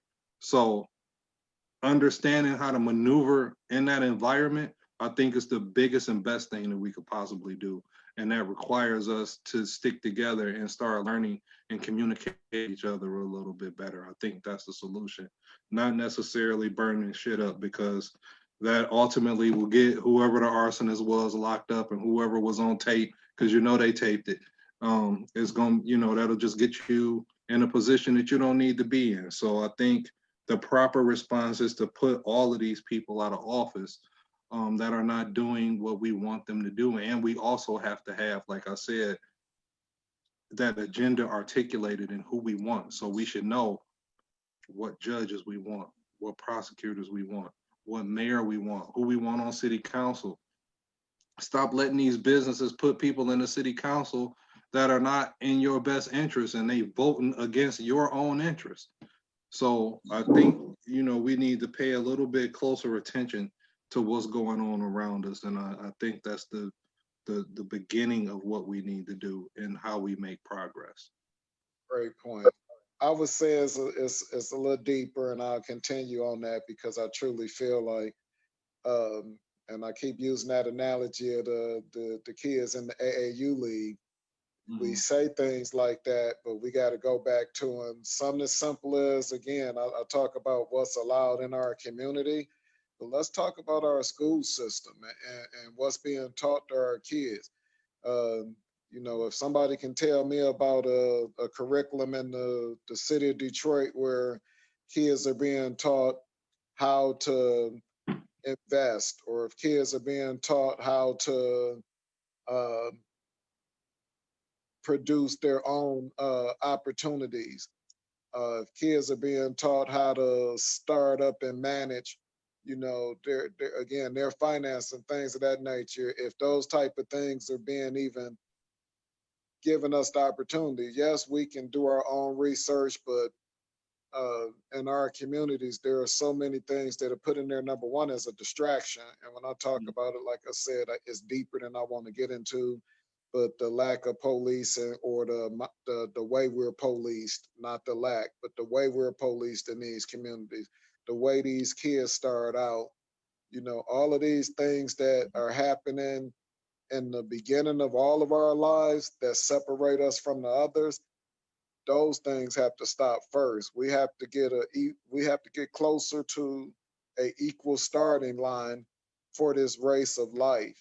And it doesn't do that. I seen the video, and it's an older video, and I'll talk about it real brief, and I'm sure you've seen it. Starts out with, I want to say, man, it's got to be about 100 kids line up. They're gonna do a 100-yard race. Right. There's all different races of kids, and the instructor or the guy who's facilitating the race says before we get started, and he starts going through a list of things and saying, based off of if you did or didn't have this in your life, take a couple of steps forward. Right. Both By parents. the time he got done going through his list of things, there was some, and I'll just be blunt, there was some a lot of white kids, male and female, who by the time he got done telling them to take 2 steps forward for those particular things that they were privileged to from the start, that they had no control over personally. These was young kids. These was high school kids, 9th through probably 12th grade. But just the way and the environment that those white kids was brought up in, most of them were at a minimum 40 yards out from typically 98% of the black kids. And before they started, because kids, it was $100 for the winner. So, people was excited about the money. It was those white kids that were up there. One or two of those boys, man, they was at the 65. They was gonna win that race before the bell could go off good, right?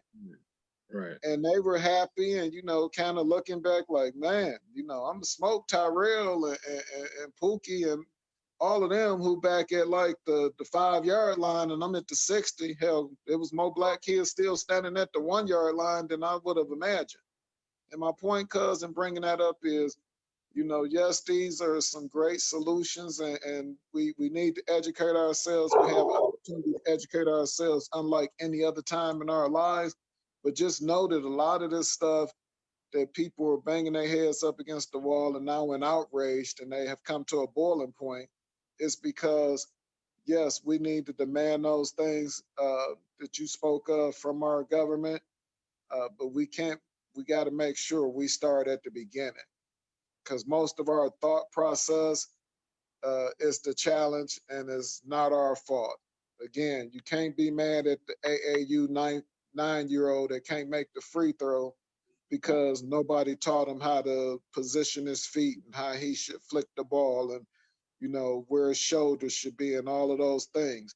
We can't be mad at him for it, but we consistently are mad at the 9-year AAU guy that doesn't, help his team win the championship by making those free throws when we haven't taught him or given him the opportunity to be taught. Right. So yes, great points that you bring up, but it has to start with, so many things that put us, why are we so angry in our communities? We talked about some of them, but over and beyond that, we're angry in our communities because we lack so many things that are just the norm in other communities. Right. Something as simple as being educated on how to deal with conflict, which these things we know are, they're generational. We talk about something as simple as growing up. We all grew up in households where a solution to act out is ass whooping. Mm-hmm. And research has shown that, that's not necessarily the way you want to go about it.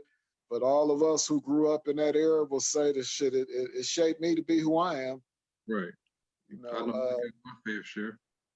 right. And that's just one topic of it, like I said. Right. But I just think that as we look and assess, and when people want to shout out about the black crime or the lack of things in the black community, look a little deeper and understand how did those things come to be? Because it wasn't our fault. How did the drugs get in our community? It wasn't our fault. How did Well, these weapons that are killing everybody, how did they get there? It wasn't our fault. yeah, you got to think. Like, let's say that, like, they say kids struggle with math, but I disagree with that. I just think it's the atmosphere of the education system that we're talking about. Absolutely. If you struggle in school, but you learn how to break down an eighth or a quarter or a pound or a half pound, and you know all these units of measurements dealing with drugs, then you can do that shit in school. So I just think that it's the way kids are taught that could be the problem, or it could be the pressure that's on the teachers to produce particular test results for the kids Yep. because they under The a size of particular the classes. the oversized classrooms. It's just I think it's a lot of dynamics to what go on in the city and what kids are dealing with at home and at school. How much of that spills over into each segment of life. Meaning Yeah. is this kid getting sleep? What's going on in his house? Is he being abused in some kind of way, or whatever the case may be? Going on at home. Like Is food. he eating in the morning? Just simple things that you kind of take for granted. Every kid may not have. So I think that's just another issue that we have to figure out how to address and approach the proper way and make sure that they're getting the right treatment and the right tools that they need in order to succeed in this society. Something even as simple as the lack of school right now. I know of kids who are able to do their schooling. They're doing just like we are. They're utilizing Zoom for classrooms. Mm-hmm. They're doing virtual training. Kids have assignments that are being sent to them, out of some of the suburban areas. And I talked to a teacher that teaches in Detroit, and he said he hasn't, out of his 30 plus kids, over 20 of them didn't have access to the internet to be able to take advantage of what they were trying to accomplish during this pandemic and still continue to educate our kids. So, when we look at these results, and I talked about it, I mentioned it, the crack that was put into the community by we know now, our Mm-hmm. government put that crack in the communities. And before that, they put the heroin in the community. And before that, it was whatever virus they wanted to infect. And I talk about lead paint. Our government has consistently, in my opinion, based off of what I've read through doing my fact checking, to be things that were set in place to keep our community behind. So we can't all of a sudden think in 2020, when we've been getting fed we think about all of the the situations where somebody slowly killed their spouse by feeding them poison. Uh, we've been getting fed poison our whole life. All of a sudden, we expect that our community is going to have the right wits to be able to establish the thought process to be able to go out there and do those things. Yes, we expect them to be able to go and get the education and do it, but let's not fool ourselves. And again, I'll remind everybody, when you come across things that you feel like should just be, and I'll use a relationship for example, because in relationships, the argument has always been, you should have knew that wasn't right. It's usually the man getting it from his woman, but you hear, you should have knew that it wasn't okay for you to be talking to my girlfriend like that. You should have knew. But I'm gonna be honest, out here in the dating world, and this is totally off topic. I'm sorry, guys. Out here in the dating world, it's a whole bunch of girls okay with another girl being a part of the dating situation. So what you should have knew ain't always what you know. And my only point in bringing that lighthearted joke into it was, uh, it's so many things that we should know in our community, and we're ignorant to it. And a lot of it is not our fault.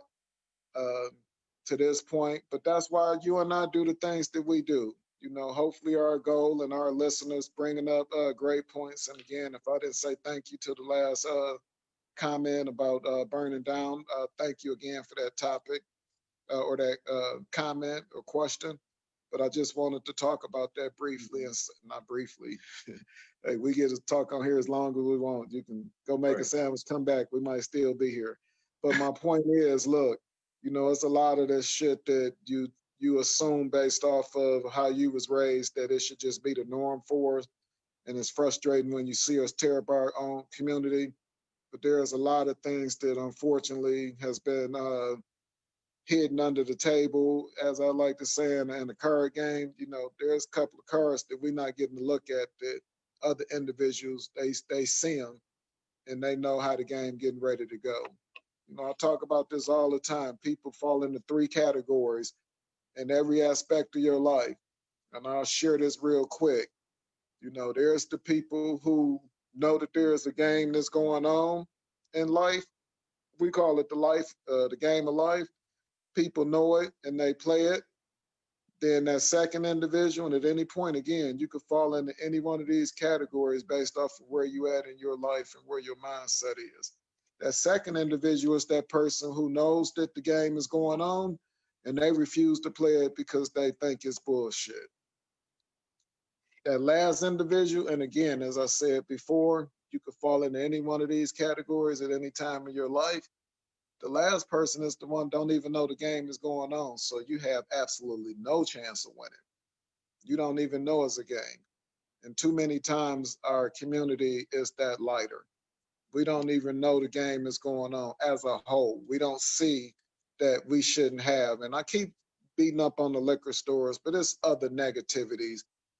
You know, there's positives too, but when you are consistently pumping in alcohol and drugs into a community to keep them from thinking and focusing properly, and not giving them other ways to be successful. As I said, so many businesses don't even deal in the city of Detroit. So the job market, the lack of transportation, i.e. the start of it all, the lack of education, which creates these situations that we go, now see, none of them made their free throws. They're horrible. I feel you. I feel you.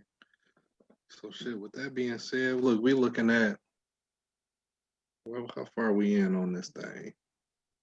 We're almost 2 hours in.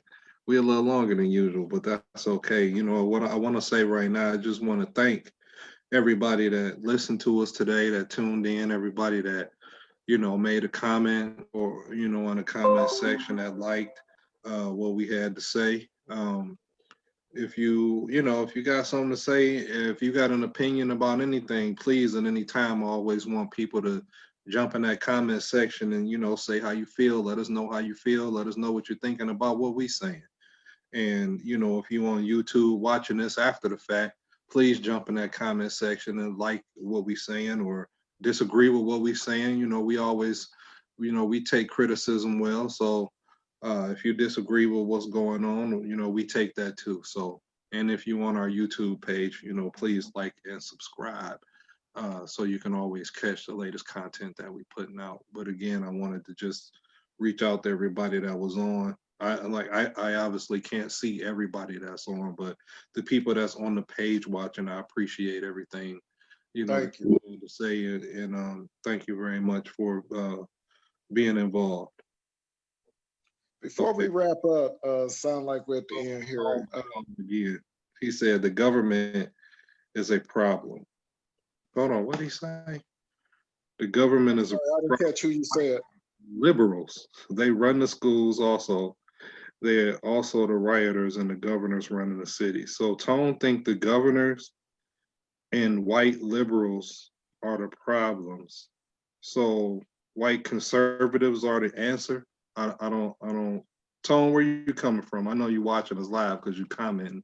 So you telling me that white conservatives are the answer? You think liberals run all schools in America? I mean, I don't know where you coming from with this. And governors don't run cities; they run states. So mayors run the city. So I don't necessarily know where he coming from, but hopefully. Let's give him a chance to respond. Hopefully he will. I promise we'll get back to that. I just want to real briefly want to recap on something that I just thought about. Non-related to that, we will get back to that comment. I promise.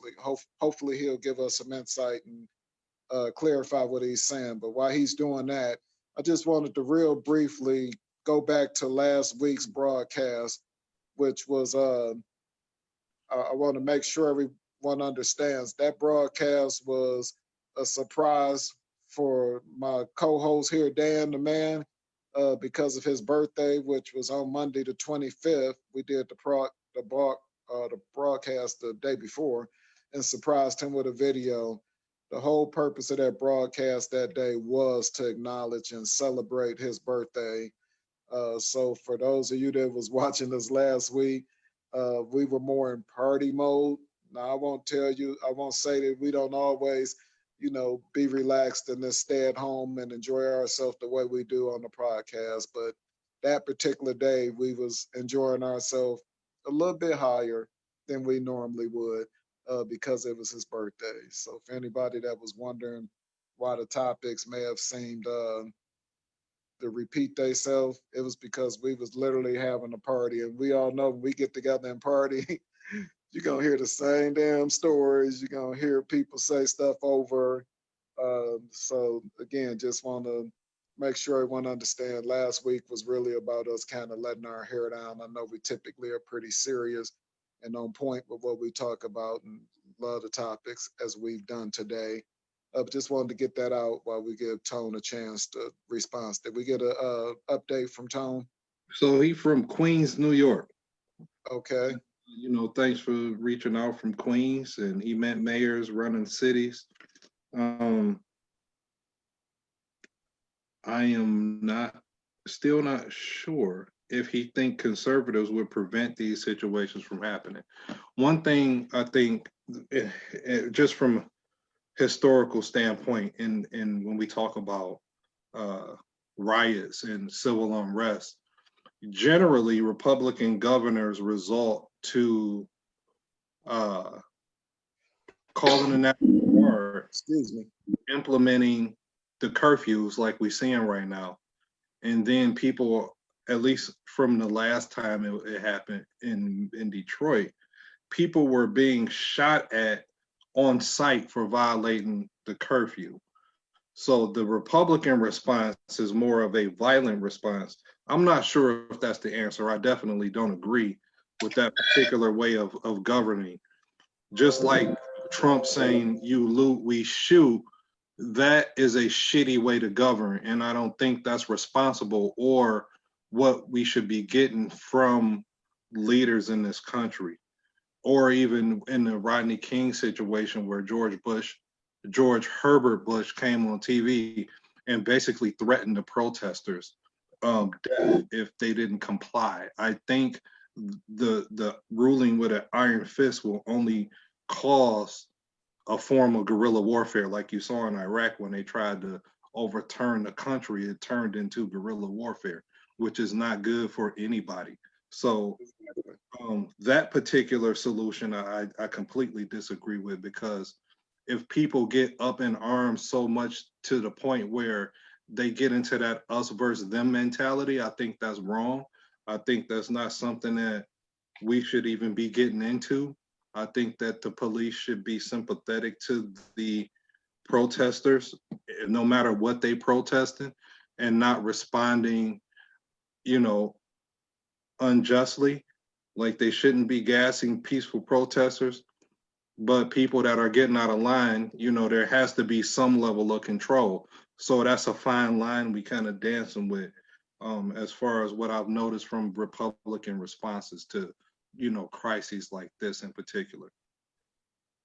Right. And I So can't reiterate enough that we have a ton of officers out there, and we say this all the time. We work closely with, most of the police departments in the Metro Detroit area. So our level of respect and understanding of how challenging that job is, we understand that, and we know that this is not all police officers.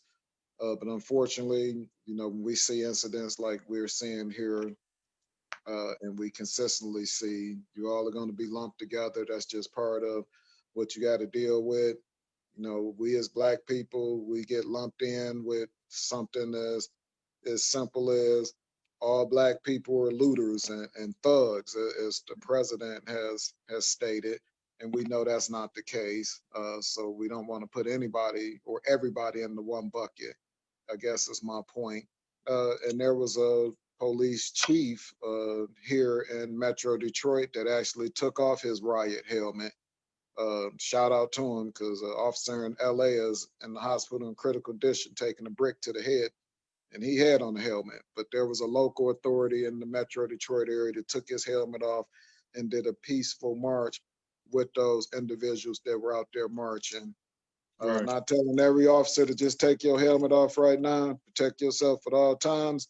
right. But we do know and understand that everybody doesn't fall into a category. But with that Yeah, being said, I had a the couple. frustration is based off of, what was looking to be consistently Mm, a minority, or I'm sorry, not a minority, but a majority of acceptance from uh, the authorities. We right. know you all don't necessarily do it, but enough of you ain't saying it's not acceptable in our opinion, which hence the uproar. Right. So a couple things here. Question about guerrilla warfare. Guerrilla warfare is just non-traditional warfare, where it's not like a country versus country. It's where you have small pockets of paramilitary or armed civilians going against a militarized force.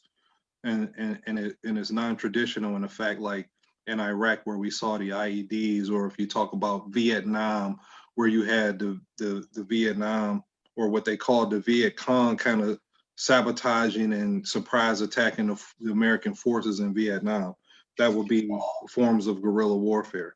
Uh, so reply that obviously it's parties and problems in both parties, but white liberals are deceiving people, lying.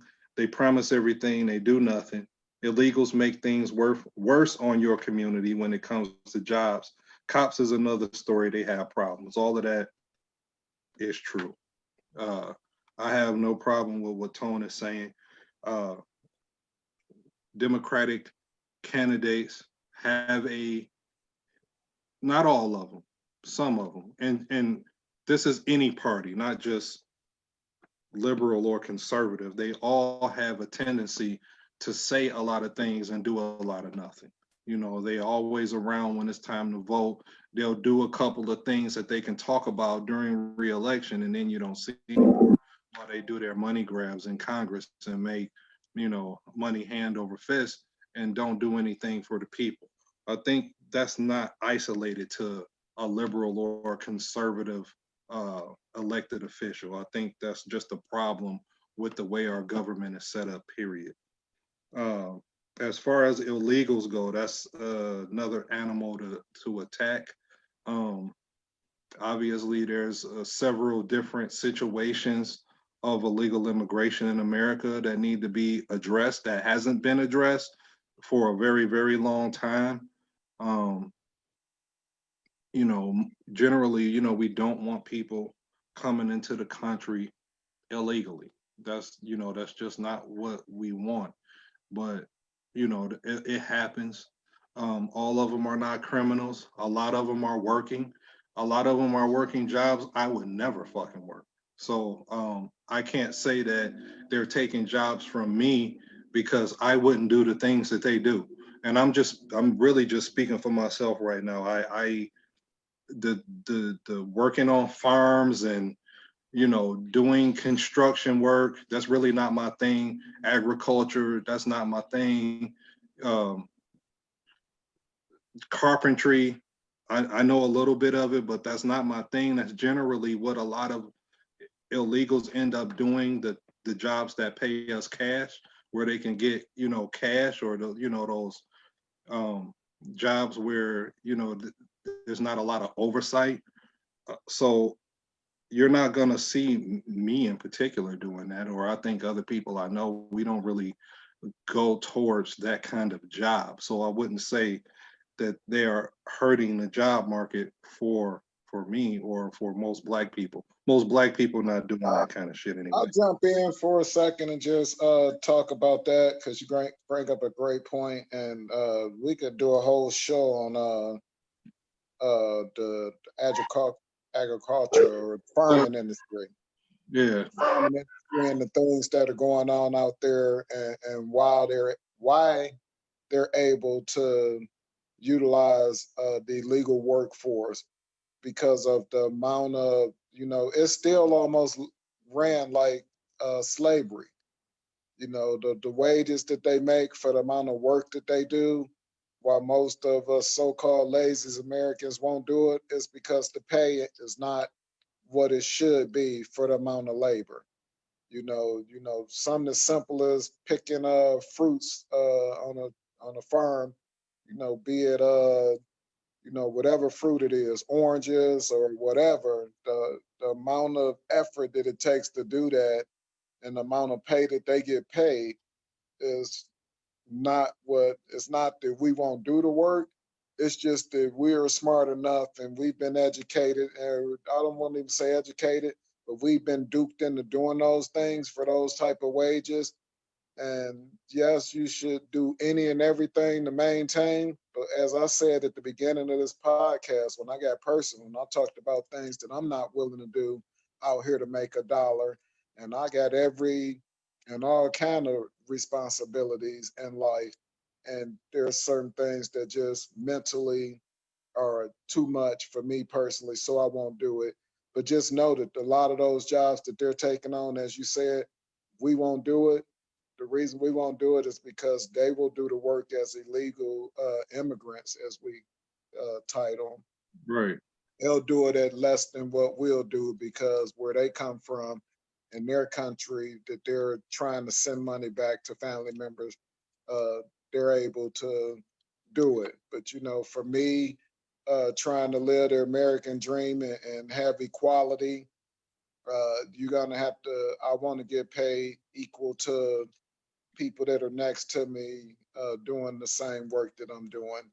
I need to make a salary that will afford me to be able to not have to live in a torn down community, not have to live where there is no jobs and there's lack of education. I want to be able to put my kids, if I have kids, into a school district where they can strive and they have access to the internet at home and at school. I want to be able to put myself in a situation where I can buy fresh groceries and be able to eat healthy.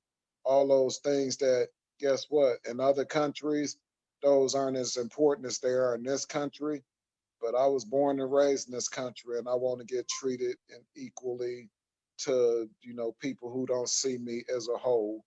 Right. And it's unfortunate that illegal aliens have to do it, but we talked about it just in the example of the handful of people that are out here that taking advantage of government assistance, the unemployment benefits, and things of that nature. The immigrants are a small amount of people, in my opinion, to the whole, and they're still driving these communities because they are And I'm helping produce things. also their community, like their homes, the the Guatemalas and Mexicos and Hondurases of the world, those economies thrive off the money that is sent back home. So, um, not like I said, I would respect that, people should come into the country in the right way through the port of entry Absolutely. and file the proper paperwork in order, to become citizens or to work here on a work visa or whatever the case may be. But we still have an issue of children that were brought here and know of no other home but America. So I think, and those kids were raised, in America, educated in America, and they have pretty good jobs, and those could be those jobs that Tone referring to that are being taken where people technically don't belong here, but they're here.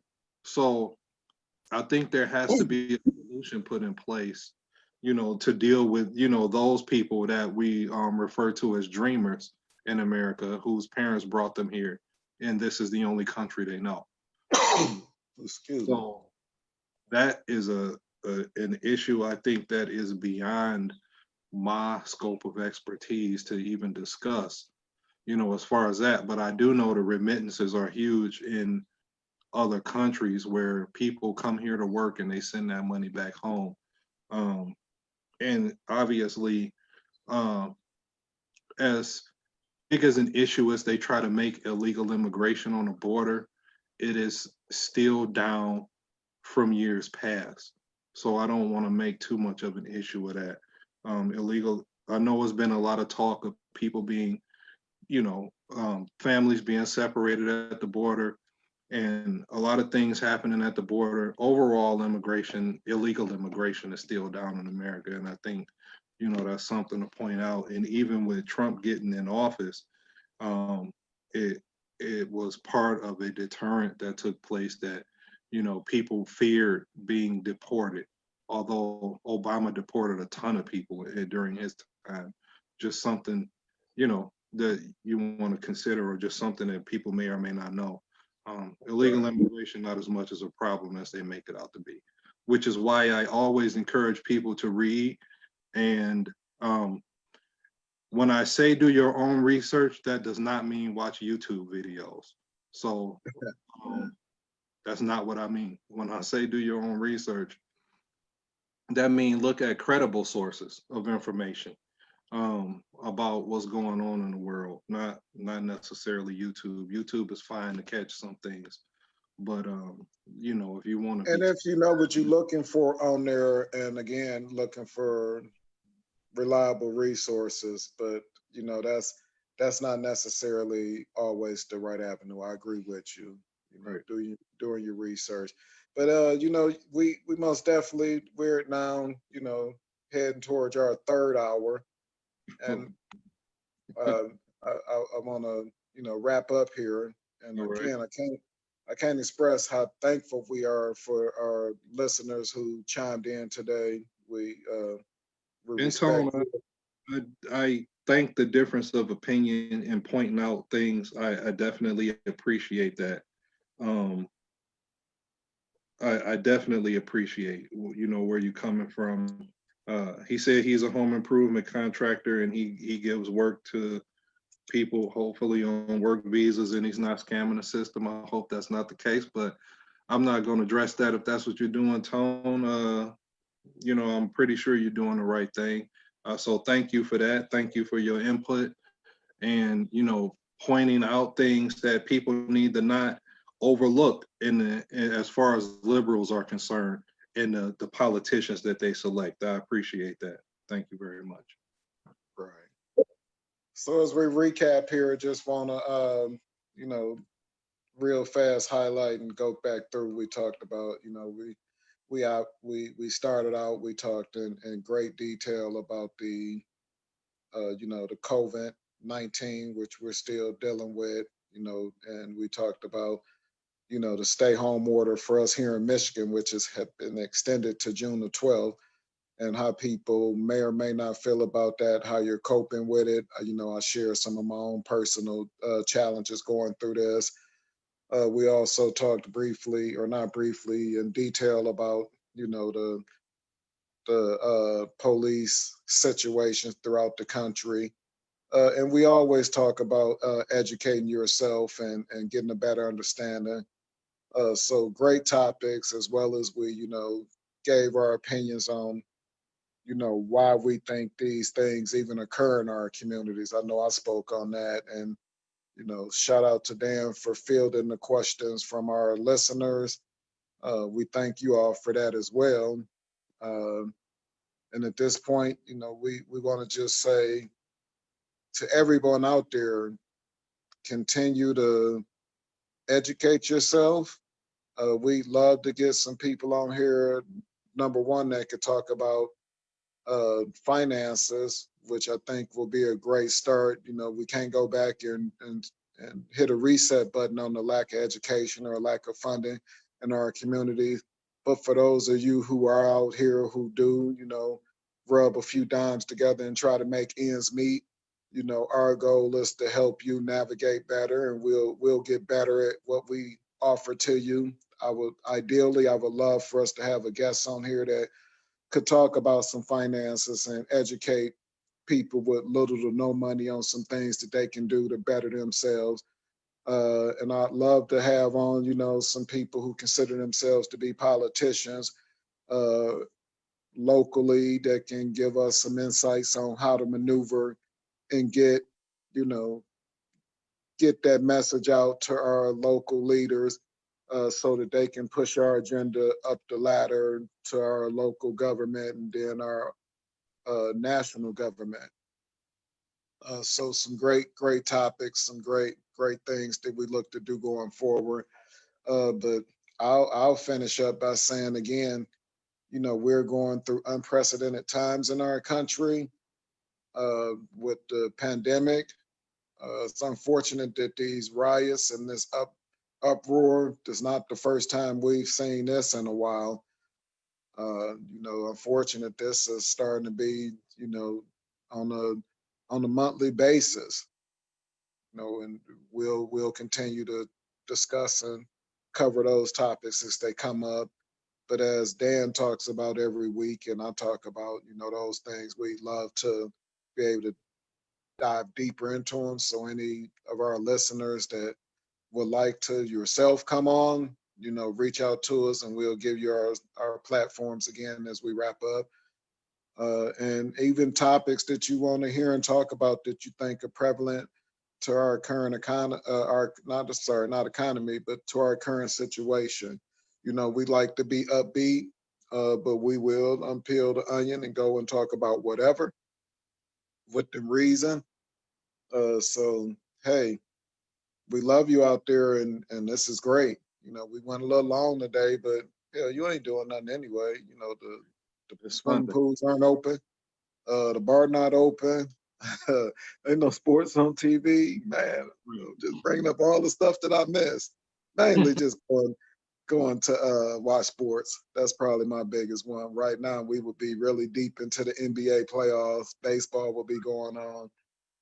So that's my little 2 cents. All Dan, right. before we wrap up, any final thoughts that you have on your mind?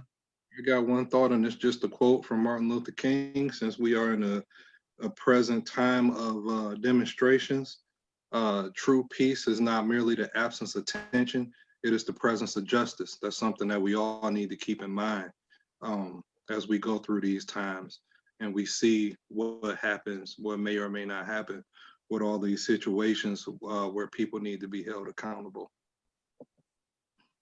All right, a great point. As usual, man, it's a pleasure spending a few hours with you on this. Um, Great topics again today. We appreciate that. Dan, go ahead and bring it home and tell our listeners how they can get in touch with us. Again, you can reach us or recap on this particular podcast. We'll post it on Facebook. You can reach us on Facebook at Athena Protection Service. Like and subscribe, please. Also, you can reach us on our website at athenaprotections.com or any social media platform at Athena Protection Service. We are on all social media, so you can reach us at any time, or you can give us a call for any security services at 800-951-4866. That's 1-800-951-4866. We are always available. Again, thank you for everybody that participated in this particular podcast with all of the comments in the comment section. For those of you that have shared the podcast and I can't see what you're saying, I just want to say thank you for your participation as well. And if you want to reach out to us, you can reach out to us on any social media platform or just catch us on the YouTube. I always look at the comments on the videos. For anybody that have anything to say, just thank you very much. And we look forward to seeing you next time. All right, man. Peace out.